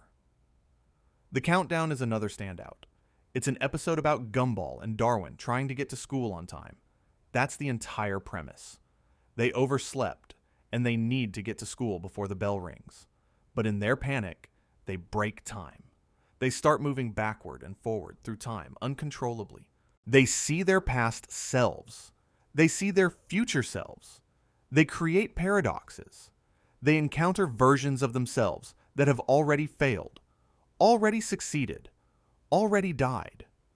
The episode becomes a nightmare of temporal chaos, where the boys are confronted with the fragility of their existence. They can see how close they are, at every moment, to a different outcome. How a single second's difference could change everything. How the universe doesn't care about their schedule, their needs, their existence. Time moves forward regardless of what they want. And in the middle of all this chaos, there's a moment, a brief, quiet moment, where Gumball and Darwin are suspended between timelines, between moments, between versions of themselves. And in that moment, they're nothing. They're not in the past or the future. They're not in any timeline. They're between moments. They exist in the gap. And the gap is empty. There's nothing there. No world, no reality, no ground beneath their feet. Just emptiness. The absence of everything. That moment, that brief glimpse into the space between moments, is one of the most existentially terrifying things I've ever seen in a cartoon. Because it suggests that reality isn't continuous. It isn't a smooth, unbroken stream. It's a series of discrete moments with nothing in between. And in between those moments, you don't exist. The Fury reveals more of Nicole's past. We learn that Nicole was a martial arts prodigy as a child. She was trained by her parents, who were themselves legendary fighters. And she was good. Incredibly good. Good enough to defeat anyone. But her skill came at a cost. Her rage was uncontrollable. Her power was destructive. She was feared, not loved. And when she met Richard, gentle, stupid, kind Richard, she chose to give up fighting. She chose softness over strength. She chose love over power. And then an old rival shows up, and Nicole has to fight again. And when she fights, we see it, the full, terrifying extent of Nicole's power. She doesn't just defeat her opponent. She destroys the landscape around her. She creates craters. She shatters buildings. She moves so fast, she leaves afterimages. Nicole is, without exaggeration, the most powerful character in the show. And she's been holding back. Every day. Every moment, she's been holding back a force that could destroy everything around her. And the strain of that restraint, the effort of being gentle when you're capable of destruction, is part of what makes her so tired, so stressed, so close to breaking at all times. It's a powerful metaphor for anyone who has ever felt like they're too much, who has ever been told to tone it down, to be less intense, to stop being so angry or passionate or loud. Nicole isn't broken because she's weak. She's breaking because she's too strong for the world she lives in. And the effort of making herself fit, of containing her power, of being what her family and her world need her to be, is slowly consuming her from the inside. The Origins is a 2-part episode that finally tells the story of how Darwin became a Watterson. And it's both heartwarming and deeply disturbing. We learn that the Wattersons went through many pets before Darwin. Fish after fish died in their care due to the family's neglect and incompetence. The fishbowl was a revolving door of death. Each new fish arrived, lived briefly in the chaotic Watterson household, and perished until Darwin. Darwin somehow survived. Not just survived, thrived. He grew. He evolved. He developed legs, lungs, and the ability to speak. And when the family accidentally flushed him, yes, they flushed him, he didn't die. He crawled out of the sewer system. He crossed the entire town. He found his way back to the Watterson house. Because they were his family. Because he loved them. On the surface, it's a beautiful story about the power of love and determination.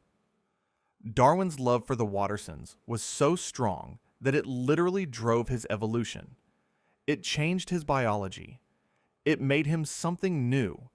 But underneath that beautiful surface, there's something darker. Because Darwin's love for the Wattersons isn't just strong, it's desperate. It's the love of a creature that knows, on some primal level, that without this family, he's nothing. He's a fish. He's a pet. He's an animal that can be flushed and forgotten. His entire identity, his entire personhood, is contingent on his relationship with the Wattersons. And that means Darwin can never leave. He can never truly be independent. He can never outgrow the family. Because the family is the thing that makes him a person. Without them, he goes back to being a fish. Without them, he ceases to exist as Darwin. That's not just love. That's a prison. A beautiful, golden, loving prison, but a prison nonetheless. And the show knows it. And the show lets you feel it, even as it tells you a story about the power of love. This is something the show rarely addresses directly, but once you think about it, it becomes impossible to unthink. Banana Joe is a banana, a living, sentient, conscious banana. He goes to school, he has friends, he has feelings, he has hopes and dreams and fears. He is, by every meaningful metric, a person, and he's food. People eat bananas. In the real world, and in the world of Gumball, bananas are food. They're perishable. They ripen. They brown. They rot. They decompose. This is the natural life cycle of a banana. So what happens to Banana Joe? Does he age? Does he ripen? Does he rot? Is he aging toward decomposition? Is every day of his life a step closer to the moment when his body begins to break down, not through disease or injury, but through the simple, inevitable process of organic decay? The show doesn't often address this directly, but when it does, in brief throwaway moments, the implications are staggering. There are scenes where pieces of Banana Joe break off, scenes where he bruises, scenes where part of his body is eaten by another character, either accidentally or deliberately. And these scenes are played for comedy. Of course they are, but think about what they mean. A living, conscious being is having parts of his body consumed by others. That's not slapstick. That's body horror. That's Cronenberg-level nightmare fuel dressed up in bright colors and silly sound effects. And Banana Joe isn't the only food character. There's a hot dog character, an ice cream character, a toast character. Elmore is full of sentient food, all of whom exist in a world where their bodies are, by nature, consumable, where their very physical form invites their own destruction. The show has an episode, The Recipe, that pushes this to its logical extreme. In this episode, it's revealed that Anton, the toast character, dies regularly and is simply replaced by a new piece of toast from a toaster. He's been dying and being reborn over and over and over, and nobody seems to care because he's toast. He's replaceable. His identity is interchangeable. Any piece of toast from the same toaster is, functionally, the same Anton. This is horrifying. It raises fundamental questions about identity, consciousness, and the value of life. If Anton can be replaced by a copy that has all his memories and personality, is the copy the same person? Is the original Anton dead? Has Anton been dying over and over, each time replaced by a stranger who thinks he's Anton? Or is identity not tied to physical continuity? Is Anton whoever comes out of the toaster, regardless of whether the physical toast is the same? These are real philosophical questions. The ship of Theseus, the teleporter problem, the question of whether consciousness is tied to physical substrate or whether it's a pattern that can be replicated. And a children's cartoon about a piece of toast is exploring them with more rigor than most philosophy textbooks. There's a pattern in Gumball that becomes impossible to ignore once you start looking for it. The show consistently presents genuinely horrific concepts, existential, psychological, and physical horror, in a package that's bright, colorful, and funny enough to pass as children's entertainment. This isn't accidental, it's deliberate, and it's brilliant, because the horror in Gumball isn't horror for horror's sake. It's not trying to scare children. It's trying to make adults think. It's using the cartoon format as a Trojan horse, smuggling complex, disturbing ideas past the defenses that audiences put up when they encounter serious media. When you watch a horror movie, you know you're watching a horror movie. Your defenses are up. You're braced for scares. You're expecting to be disturbed. And that expectation, paradoxically, makes the horror less effective. You're ready for it. You can handle it. You can remind yourself it's just a movie and move on. But when you're watching a cartoon, a silly, colorful, funny cartoon about a blue cat and his pet fish, your defenses are down. You're not expecting horror. You're not braced for existential dread. And when the show hits you with something genuinely disturbing, it hits harder because you weren't ready for it. The impact is amplified by the context. This is why Gumball's darkness is so effective. Not because it's extreme. It's not. The show never goes into explicit horror territory. It never shows anything truly graphic or violent, but it doesn't need to, because the horror isn't in the visuals. It's in the ideas. And ideas don't need blood and gore to be terrifying. Sometimes the most frightening thing is a simple concept, delivered gently, in a context you didn't expect. The concept that your existence depends on your entertainment value. The concept that your world isn't real and never was. The concept that your identity can be replicated, and you're replaceable. The concept that the people you love might not be real. The concept that there's a void waiting for everyone who stops being interesting. These are scary ideas. Not jump scare scary. Not monster under the bed scary. Existentially scary. The kind of scary that doesn't make you scream. It makes you stare at the ceiling at 3 a.m, wondering if anything is real. And that's the kind of scary that stays with you. That's the kind of scary that gets darker every time you revisit it. Because every time you think about it, you understand it a little more. And every layer of understanding reveals a new layer of darkness. Before we move to part 3, I want to synthesize what we've discussed so far into a coherent philosophy. Because Gumball isn't just a collection of dark episodes and existential gags. It's building towards something. It has a worldview. And that worldview is surprisingly coherent. Here it is. The world is absurd. It doesn't make sense. The rules are arbitrary, inconsistent, and often cruel. You can be erased for being boring. You can be replaced by a copy. You can discover that your entire reality is a construct, and there's nothing you can do about it. But you can still love people. You can still form connections. You can still choose to be kind, even when kindness is irrational. You can still find beauty in the chaos. You can still laugh at the absurdity. You can still build a life that means something to you, even if it doesn't mean anything to the universe.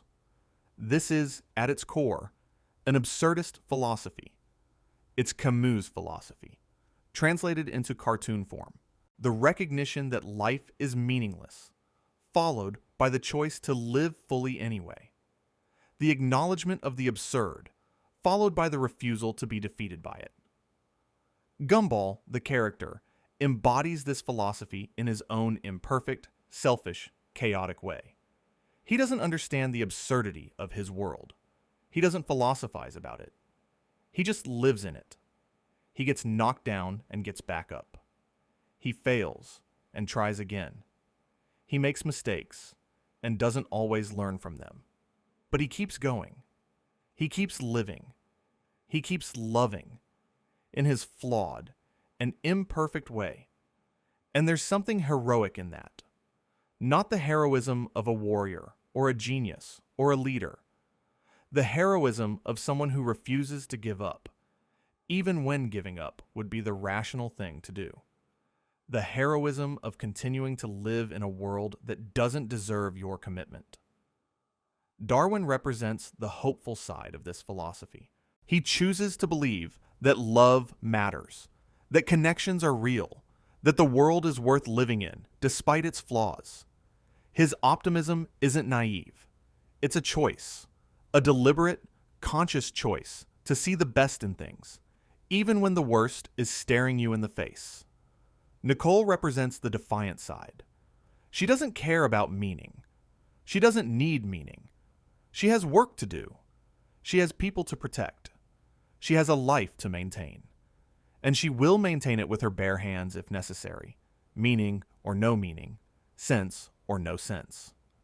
And Rob represents what happens when the philosophy fails, when the awareness of absurdity doesn't lead to acceptance, but to despair, when knowing the truth doesn't set you free, it imprisons you.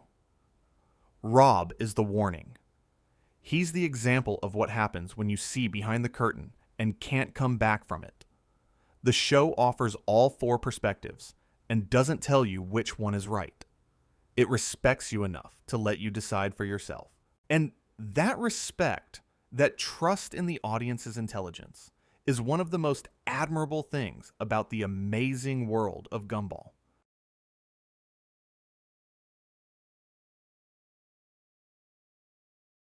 In part 3, we go all the way down. We talk about the ending. The real ending. What happens to Elmore? What happens to the Wattersons? What the show was trying to tell us all along, in every episode, in every glitch, in every moment of static and darkness and fear. We talk about the final question, the question the show builds toward for 6 seasons and 240 episodes. The question that Rob was trying to answer. The question that the Void was trying to suppress. The question that the entire world of Gumball was designed to prevent anyone from asking. What happens when the show ends? Part 3. The darkness. The answer. The thing you've been feeling underneath the comedy this whole time. Rest now. Let the ideas settle. Let the darkness be soft. See you on the other side. Every show ends. This is obvious. But for the characters within a show, the ending is not just a narrative event. It's an apocalypse. The end of the show is the end of the world. Literally. When the cameras stop rolling, when the last episode airs, when the credits roll for the final time, the characters don't go on. They don't live happily ever after in some unseen reality. They stop. They cease. They end. Most shows don't acknowledge this. Most shows wrap up their storylines, give their characters happy endings, and fade to black with the comfortable implication that life goes on. The characters are fine. They're living their lives somewhere off screen. Don't worry about them. Gumball refuses to offer this comfort. Gumball acknowledges, directly and unflinchingly, that when the show ends, the world ends. That the characters are not going to be fine. That there is no off-screen existence. That the ending of the narrative is the ending of everything. And the characters know it. In the final seasons, there's a growing awareness among the characters that something is coming. Something final. Something irreversible. The glitches are getting worse. The world is becoming less stable. The void is expanding. The narrative is running out. And when it runs out, so does everything else. This awareness transforms the show's final episodes into something extraordinary. Because every moment becomes charged with significance. Every joke becomes bittersweet. Every scene between characters who love each other becomes an unspoken goodbye. The audience knows the show is ending. The characters know their world is ending. And the gap between these two levels of awareness, our mild disappointment at losing a show we enjoy, and their existential terror at losing literally everything, creates an emotional resonance that's almost unbearable. Remember Rob, the background character who was erased by the void? The angry, damaged glitch of a person who became a villain to survive? The character who saw behind the curtain and was destroyed by what he found? In the final episodes, Rob undergoes one of the most remarkable character transformations in cartoon history. He stops being a villain. Not because he's been redeemed in some conventional sense. Not because he learned a lesson or had a change of heart or was defeated by the power of friendship. He stops being a villain because he realizes that being a villain doesn't matter anymore. The world is ending. The show is ending. The narrative is collapsing. And in the face of that collapse, the old roles, key, hero, villain, protagonist, antagonist, become meaningless. What does it matter if you're the good guy or the bad guy when the entire world is about to disappear? And so Rob shifts his focus. He stops trying to destroy Gumball and starts trying to save Elmore. Not because he loves Elmore, he has every reason to hate it, but because Elmore, for all its cruelty, for all its arbitrary rules and unjust systems and casual erasure of anyone who doesn't fit, is all there is. It's the only world. It's the only reality. And if it ends, everyone ends with it. Every character, every relationship, every moment of joy and pain and love and grief, all of it, gone. Rob becomes a tragic hero in the classical sense. He's a character who sees clearly, who understands the situation better than anyone else, who has the knowledge and the will to act, but who may not have the power to change the outcome. He's Cassandra, cursed with foresight and ignored by those he's trying to save.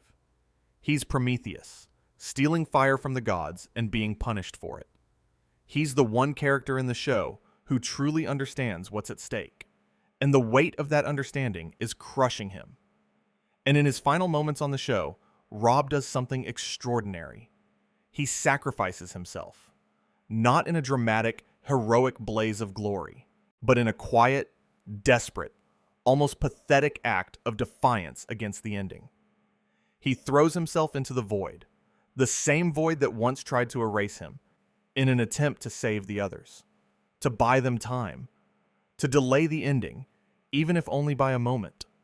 It doesn't work, not fully. The ending is coming regardless, but Rob's sacrifice isn't meaningless. It's meaningful precisely because it's futile, because he does it anyway, because he chose to fight for a world that never fought for him, because he chose to save people who never cared about him, because in the end, the only thing that mattered to Rob, the only thing that gave his existence meaning, was the act of choosing, not the outcome. The choice itself. That's the show's answer to nihilism. Not a refutation of it, but a transcendence of it. Yes, the world is ending. Yes, nothing matters. Yes, the story is predetermined, and the outcome is fixed, and free will is an illusion. But the choice to act, the choice to love, to fight, to sacrifice, to care, is still a choice. And that choice has value, even if it changes nothing. Even if the world ends anyway. The choice was real. The choice mattered. Let's go back to the Inquisition, the episode I mentioned in part 2, because this episode is the key to understanding the show's endgame. Superintendent Evil's plan to turn everyone into live-action humans isn't just a metaphor for conformity. It's a literal depiction of what happens when a show is rebooted. When an animated series ends and is replaced by a live-action adaptation. When the characters you love are recast, redesigned, reimagined as something more realistic. And the show makes this subtext into text. The transformation of animated characters into live-action versions is presented as a horror, as a violation, as a kind of death, because the live-action versions aren't the same people. They look different. They act different. They exist in a fundamentally different way. The transformation doesn't preserve the characters. It replaces them. The animated versions die, and something else takes their place. This is the show's most direct commentary on the entertainment industry's obsession with remakes, reboots, and adaptations. The idea that every beloved property must eventually be updated for a new audience, that nothing can be allowed to simply exist as it is, that everything must be repackaged and resold. And the show frames this not as progress, but as erasure, not as creation, but as destruction. The animated characters of Elmore are unique. They're weird and diverse and inconsistent and beautiful precisely because of their weirdness and diversity and inconsistency. Turning them into live-action humans doesn't improve them. It eliminates them. It replaces the specific with the generic, the unique with the uniform, the animated with the real. And the episode asks, is that what you want? Is that what you, the audience, actually want? Do you want a better version of these characters? A more realistic version? A live-action version? Or do you want them as they are? Imperfect, weird, animated, alive in the way that only animated characters can be alive. The episode ends on a cliffhanger that shocked viewers when it first aired. The transformation is spreading. The characters are losing their animated forms. The world of Gumball is being overwritten by something new. And the last thing we see before the screen goes dark is the characters, in their final moments of animated existence, reaching out to each other, reaching for connection, reaching for love. In the face of erasure, in the face of transformation, in the face of the end of everything they are, they reach for each other. And then the screen goes dark. For years after the series finale, fans have been asking, what comes next? The show ended on a cliffhanger. The world was collapsing. The characters were being erased. Surely there has to be a continuation. Surely there has to be a movie. And there will be. The Amazing World of Gumball movie has been announced. It's coming. The story will continue. But the question of the movie raises its own set of fascinating meta-questions. Because the show spent its final seasons establishing that the ending is real. That the end of the show is the end of the world. That there is no continuation, no afterlife, no off-screen existence. So if the movie continues the story, does that undo the show's message? Does the existence of a sequel invalidate the finality that made the ending so powerful? Or does the movie become part of the meta-narrative itself? Another layer of commentary on the entertainment industry's inability to let things end. This is the genius of Gumball's approach. By making the meta-narrative a core part of the show's story, every real-world decision about the show's future becomes part of the lore. The show's cancellation is part of the story. The show's continuation is part of the story. The movie is part of the story. Our anticipation of the movie is part of the story. The line between fiction and reality has been so thoroughly blurred that it's impossible to tell where one ends and the other begins. And that's exactly what the show wanted. It wanted to make you feel, in some small way, the same disorientation that its characters feel. The same uncertainty about what's real and what isn't. The same vertigo of a world that keeps shifting beneath your feet. Now, I want to discuss a theory that the fan community has been developing for years. It's not confirmed by the show. It's an interpretation, a reading, a way of understanding the lore that makes a terrifying amount of sense. And the theory is this: Elmore is purgatory. Not in the religious sense. Not in the they were dead all along sense. But in the sense that Elmore is a holding place, a waiting room, a space between creation and oblivion, where things exist temporarily, before being either elevated to permanence or discarded to the void. Think about the evidence. Elmore is populated by characters from different art styles, different realities, essentially. Characters who don't belong together, who were never meant to coexist, who come from completely different creative contexts. They're orphans, rejects, abandoned ideas, failed concepts. Characters who were created and then discarded by their original creators, who ended up in Elmore because Elmore is where discarded things go. The void is not a punishment. It's a process. It's the final stage of discarding, the place where things that have been abandoned go to truly disappear. And Elmore is the stage before the void. It's the place where abandoned things get one last chance to be something, to matter, to be interesting enough to justify their existence.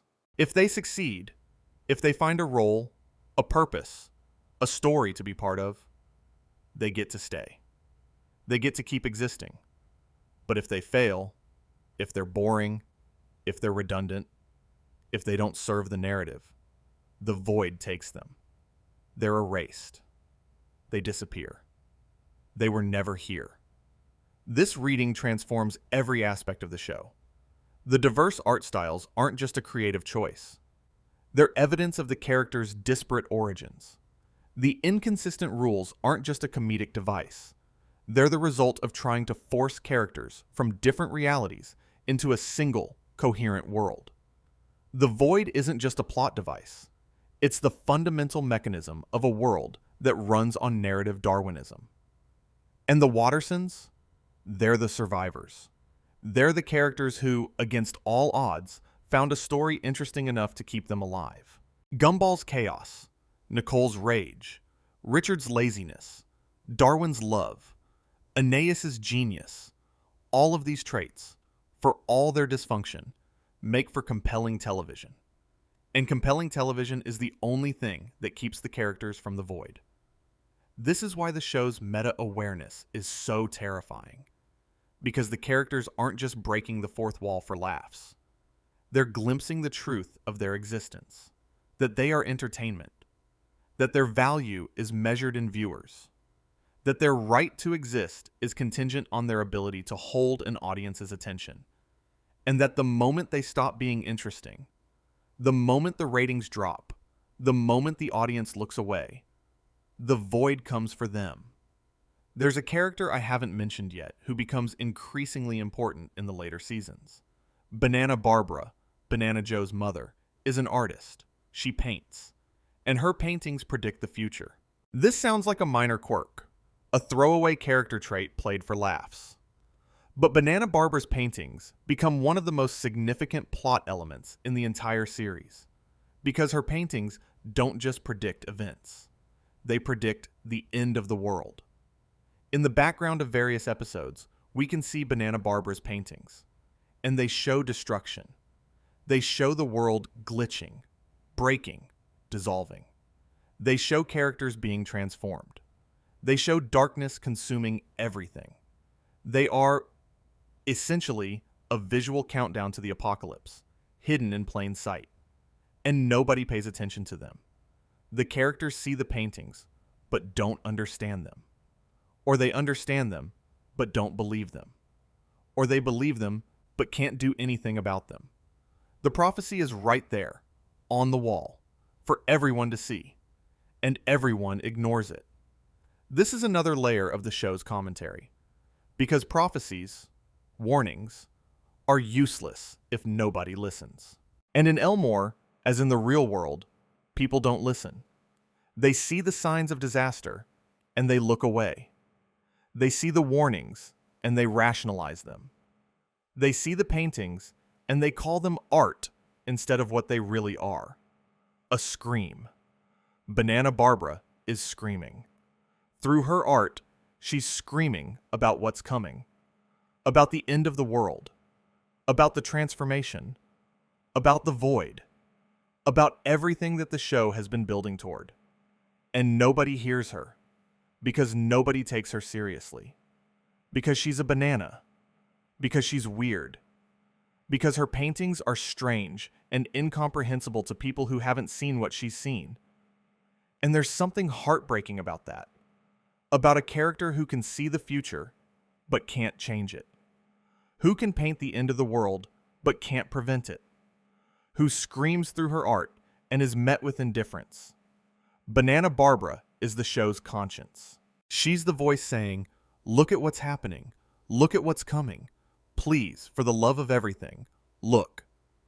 And we don't look. Not until it's too late. Let me walk through the events of the final episodes in detail, because the way the show ends is crucial to understanding its message. The Inquisition begins innocuously enough. New superintendent arrives at the school. Changes are announced. Nothing seems too alarming at first, but then the transformations begin. Students start losing their animated forms. Their cartoon bodies are replaced by live-action faces, real human faces, superimposed onto the cartoon world. And it's wrong. It's deeply, viscerally wrong. Not because the live-action faces are scary in themselves, but because they don't belong. They're foreign bodies in a world that wasn't designed for them. They're like organ transplants being rejected by the host, the animated world pushing back against the intrusion of live-action reality. The characters who've been transformed don't seem to mind. They accept their new forms with a blank compliance that's more disturbing than any protest. They've been overwritten. Their animated personalities, their unique visual identities, their very selves, all replaced by generic, conformist, normal human faces. They're not the same people anymore. They're just people. Ordinary, indistinguishable, real. And Gumball and the remaining untransformed characters fight back. They resist the transformation. They refuse to become normal. They insist on staying weird, staying animated, staying themselves. But the transformation is too powerful. It's not just a villain's scheme. It's a fundamental shift in the nature of reality. The world itself is being rewritten. The rules are changing. The animated world of Gumball is being replaced by something new, something different, something that has no room for the characters we love. The final moments of the series are among the most powerful in animated television history. The characters, facing the end of their world, don't give speeches. They don't make grand declarations. They reach for each other. Gumball reaches for Darwin. Nicole reaches for Richard. The family holds on to each other as the world dissolves around them. And then we see it. The screen. The static. The void. Not the void with a capital V. The void. The absence of signal. The end of the broadcast. The show. The world. The characters. Reality itself. Ending not with a bang or a whimper, but with static.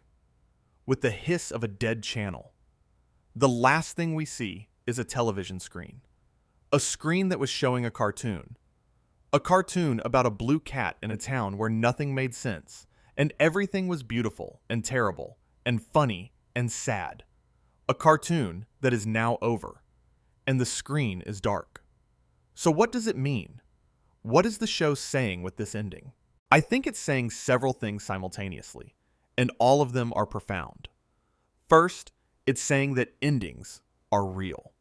Not in the sanitized, comfortable way that most shows present endings, where loose ends are tied up and characters ride off into the sunset. In the real way, the final way, the "this is actually over and nothing will bring it back" way. The characters of Gumball are not living happily ever after somewhere off screen. They're gone. Their world is gone. The story is over. Second, it's saying that the value of a thing isn't in its permanence, but in its existence. Elmore was a strange, broken, beautiful world. The Wattersons were a dysfunctional, chaotic, loving family. And even though they're gone now, even though the show is over, what they were still matters. The joy they brought, the ideas they explored, the feelings they evoked, all of that is real, even if the characters aren't. The experience of watching them, of loving them, of being moved by them. That's something the ending can't take away. Third, it's saying something about us, about the audience, about our relationship with the stories we consume. We create these worlds. We invest in these characters. We fall in love with these fictional people who exist only because we pay attention to them. And then we move on. We cancel shows. We forget characters. We let worlds end because we got bored, or because something new came along, or because we just stopped watching. The void isn't just a plot device. It's us. We are the void. We are the force that erases characters when they stop being interesting. We are the ones who decide who gets to exist and who gets forgotten. And the show wants us to feel the weight of that responsibility. To understand that when we stop watching, worlds die. When we change the channel, characters cease. When we lose interest, everything we loved about a show is consigned to the nothingness of forgotten media.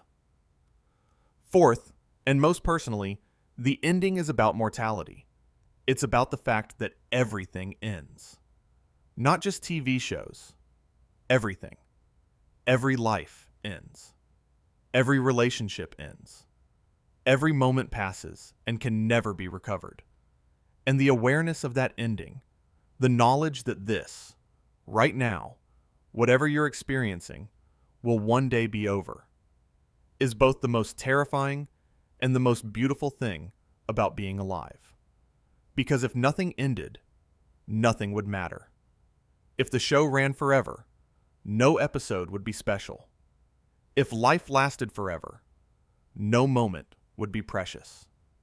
It's the ending that gives everything its meaning. It's the finite nature of experience that makes experience valuable.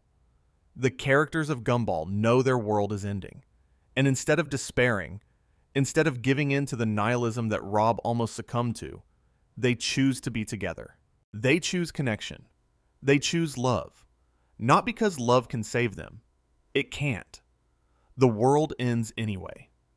But because love is the only thing worth choosing in the face of oblivion. And that's the message. That's what the show has been building toward for 6 seasons and 240 episodes. Not a plot resolution. Not a mystery solved. Not a villain defeated.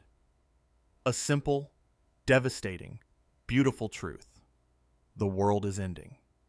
Hold on to each other. Now, before we wrap up, I want to share some pieces of hidden lore and detail that you might have missed. Because Gumball is a show that rewards careful attention, and there are details scattered throughout the series that most viewers never catch.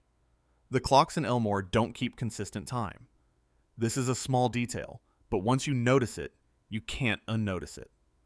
Clocks in the background of scenes show different times. Sometimes they run backward. Sometimes they stop. Sometimes they show impossible times. 13 o'clock, -3 o'clock.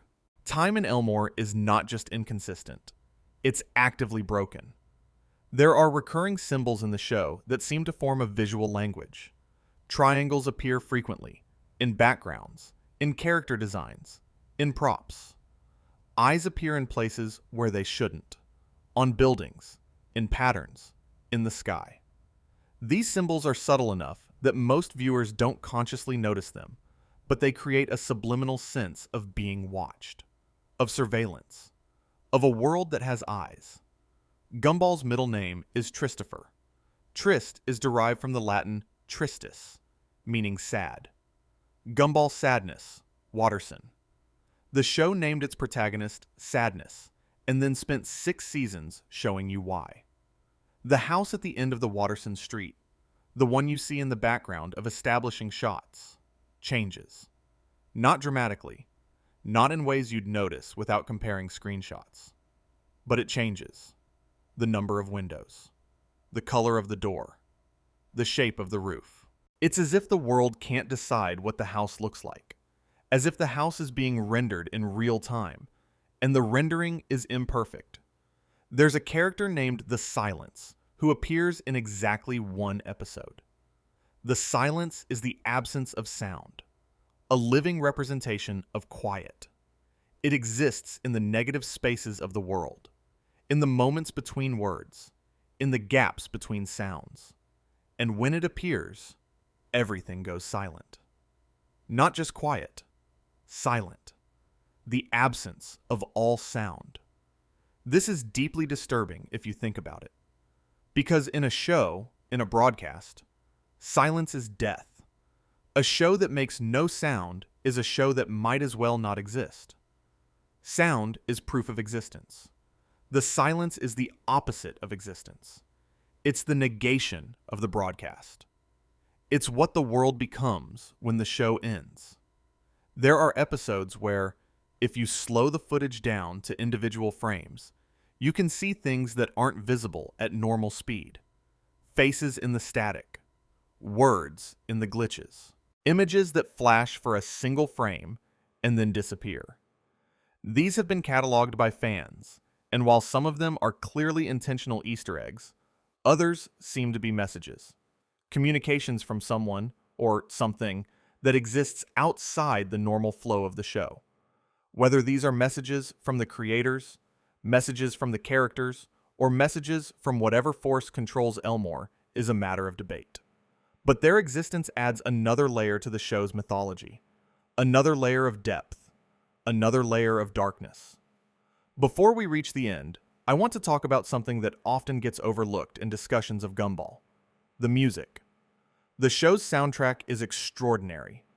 Not in the way that a film score is extraordinary, big, sweeping, orchestral, but in the way that a carefully curated playlist is extraordinary. The music in Gumball serves the story in ways that are subtle but powerful. In the early seasons, the music is bright and energetic. It matches the comedy. It supports the jokes. It's fun, catchy, and instantly forgettable, which is exactly what it should be. Background music that doesn't distract from the foreground. But as the series progresses and the tone darkens, the music shifts. The compositions become more complex. The harmonies become more dissonant. The instruments become more atmospheric. There are episodes in the later seasons where the music is genuinely unsettling, not because it's loud or aggressive, but because it's wrong. It's slightly off-key, slightly arrhythmic, slightly inhuman. It sounds like music that's been distorted by static, music that's being heard through a failing signal. And this connects to the show's broader theme of deterioration. The world is breaking down. The signal is fading. And you can hear it in the music. The soundtrack itself is glitching, just like the world it accompanies. There are also moments of genuine musical beauty in the show. Moments where a simple melody, played on a single instrument, conveys more emotion than pages of dialogue ever could. These moments tend to occur during the show's most emotional scenes.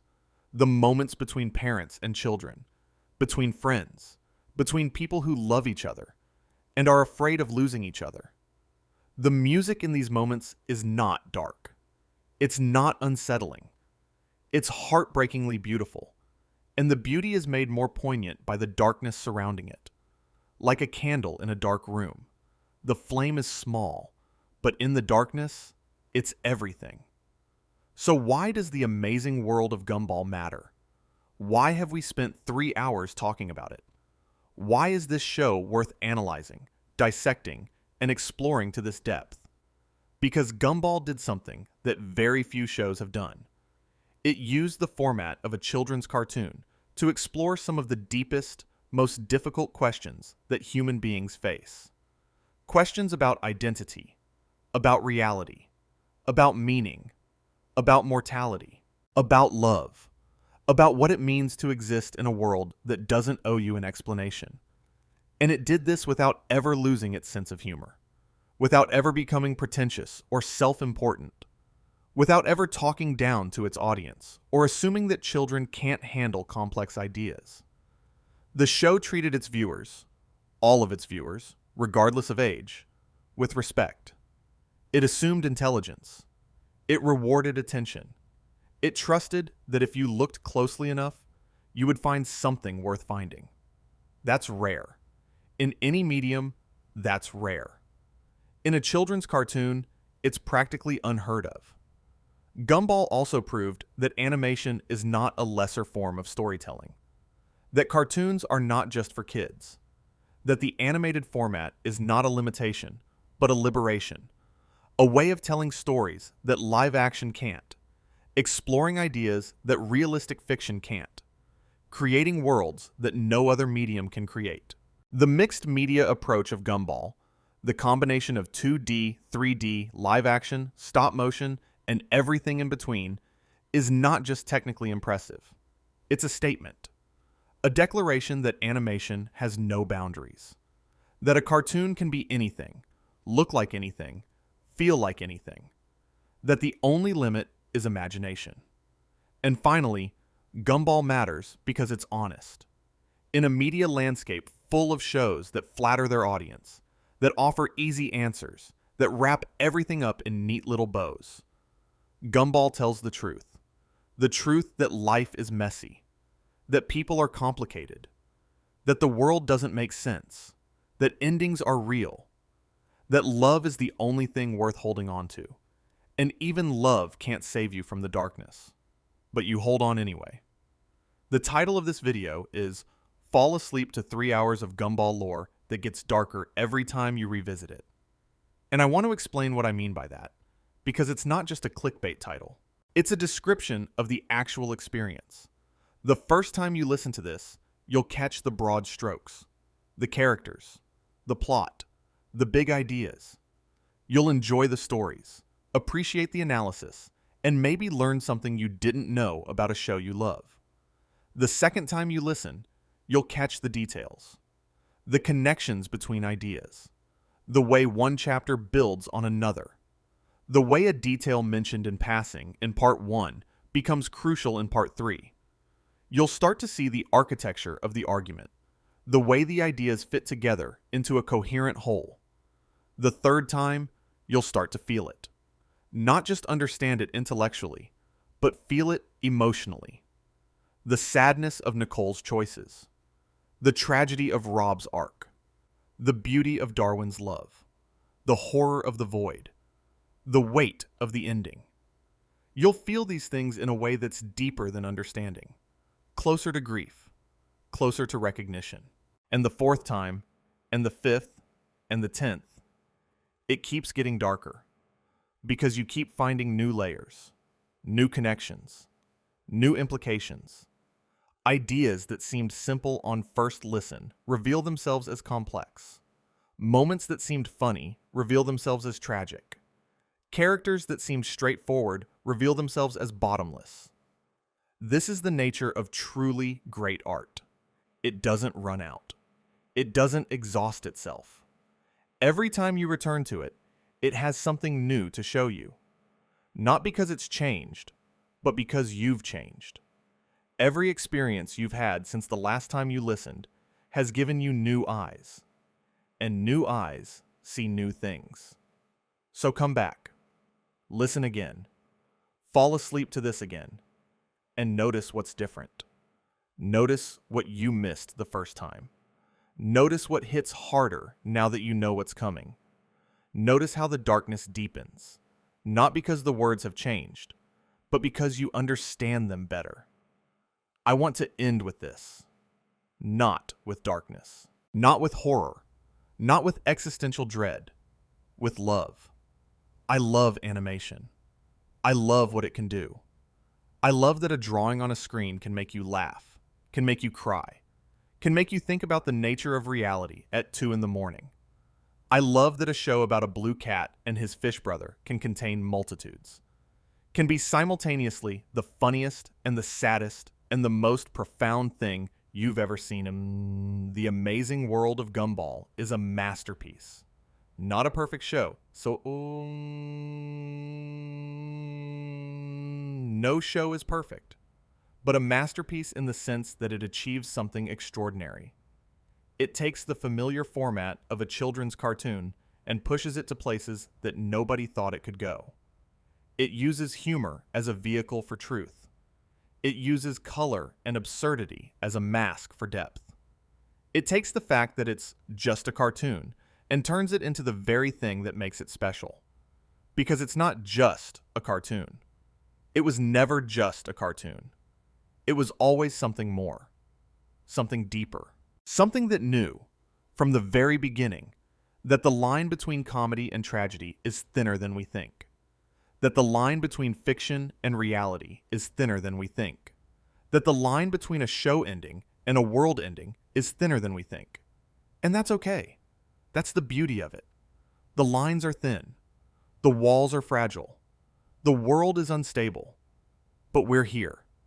Right now, in this moment, we're here. And that matters. You've been on a 3-hour journey through the lore of the amazing world of Gumball. Through the comedy and the tragedy. Through the surface and the depths. Through the light and the dark. And now, it's time to rest. Think of Elmore. Not the dark version. Not the existentially terrifying version. Think of the version you loved when you first watched the show. The funny version. The colorful version. The version where Gumball and Darwin get into ridiculous adventures, and Nicole holds the family together, and Richard eats too much, and Anais rolls her eyes, and everything is chaotic and imperfect and wonderful. That version is real too. The darkness doesn't erase the joy. The depth doesn't cancel the fun. The show is all of these things at once. Funny and sad, light and dark, silly and profound. And the fact that it can be all of these things simultaneously is what makes it great. So close your eyes. Let Elmore be the warm, colorful, absurd place you remember. Let the Wattersons be the loud, loving, dysfunctional family that makes you smile. Let the show be what it was always meant to be. A world where anything is possible, where nothing makes sense, and where that's okay. Good night, Elmore. Good night, Gumball. Good night, Darwin. Good night, Nicole and Richard and Anais. Good night, Rob. You deserve better. Good night, Penny. Good night, Carrie. Good night, Banana Joe. Good night to every weird, wonderful, impossible character in that impossible town. Good night to you, wherever you are, whatever time it is, whatever you're feeling. The world is strange and beautiful and broken and perfect. Just like Elmore, just like the show, just like us. And tomorrow, when you wake up, the world will still be here. Still strange, still beautiful, still yours. Hold on to each other. Good night.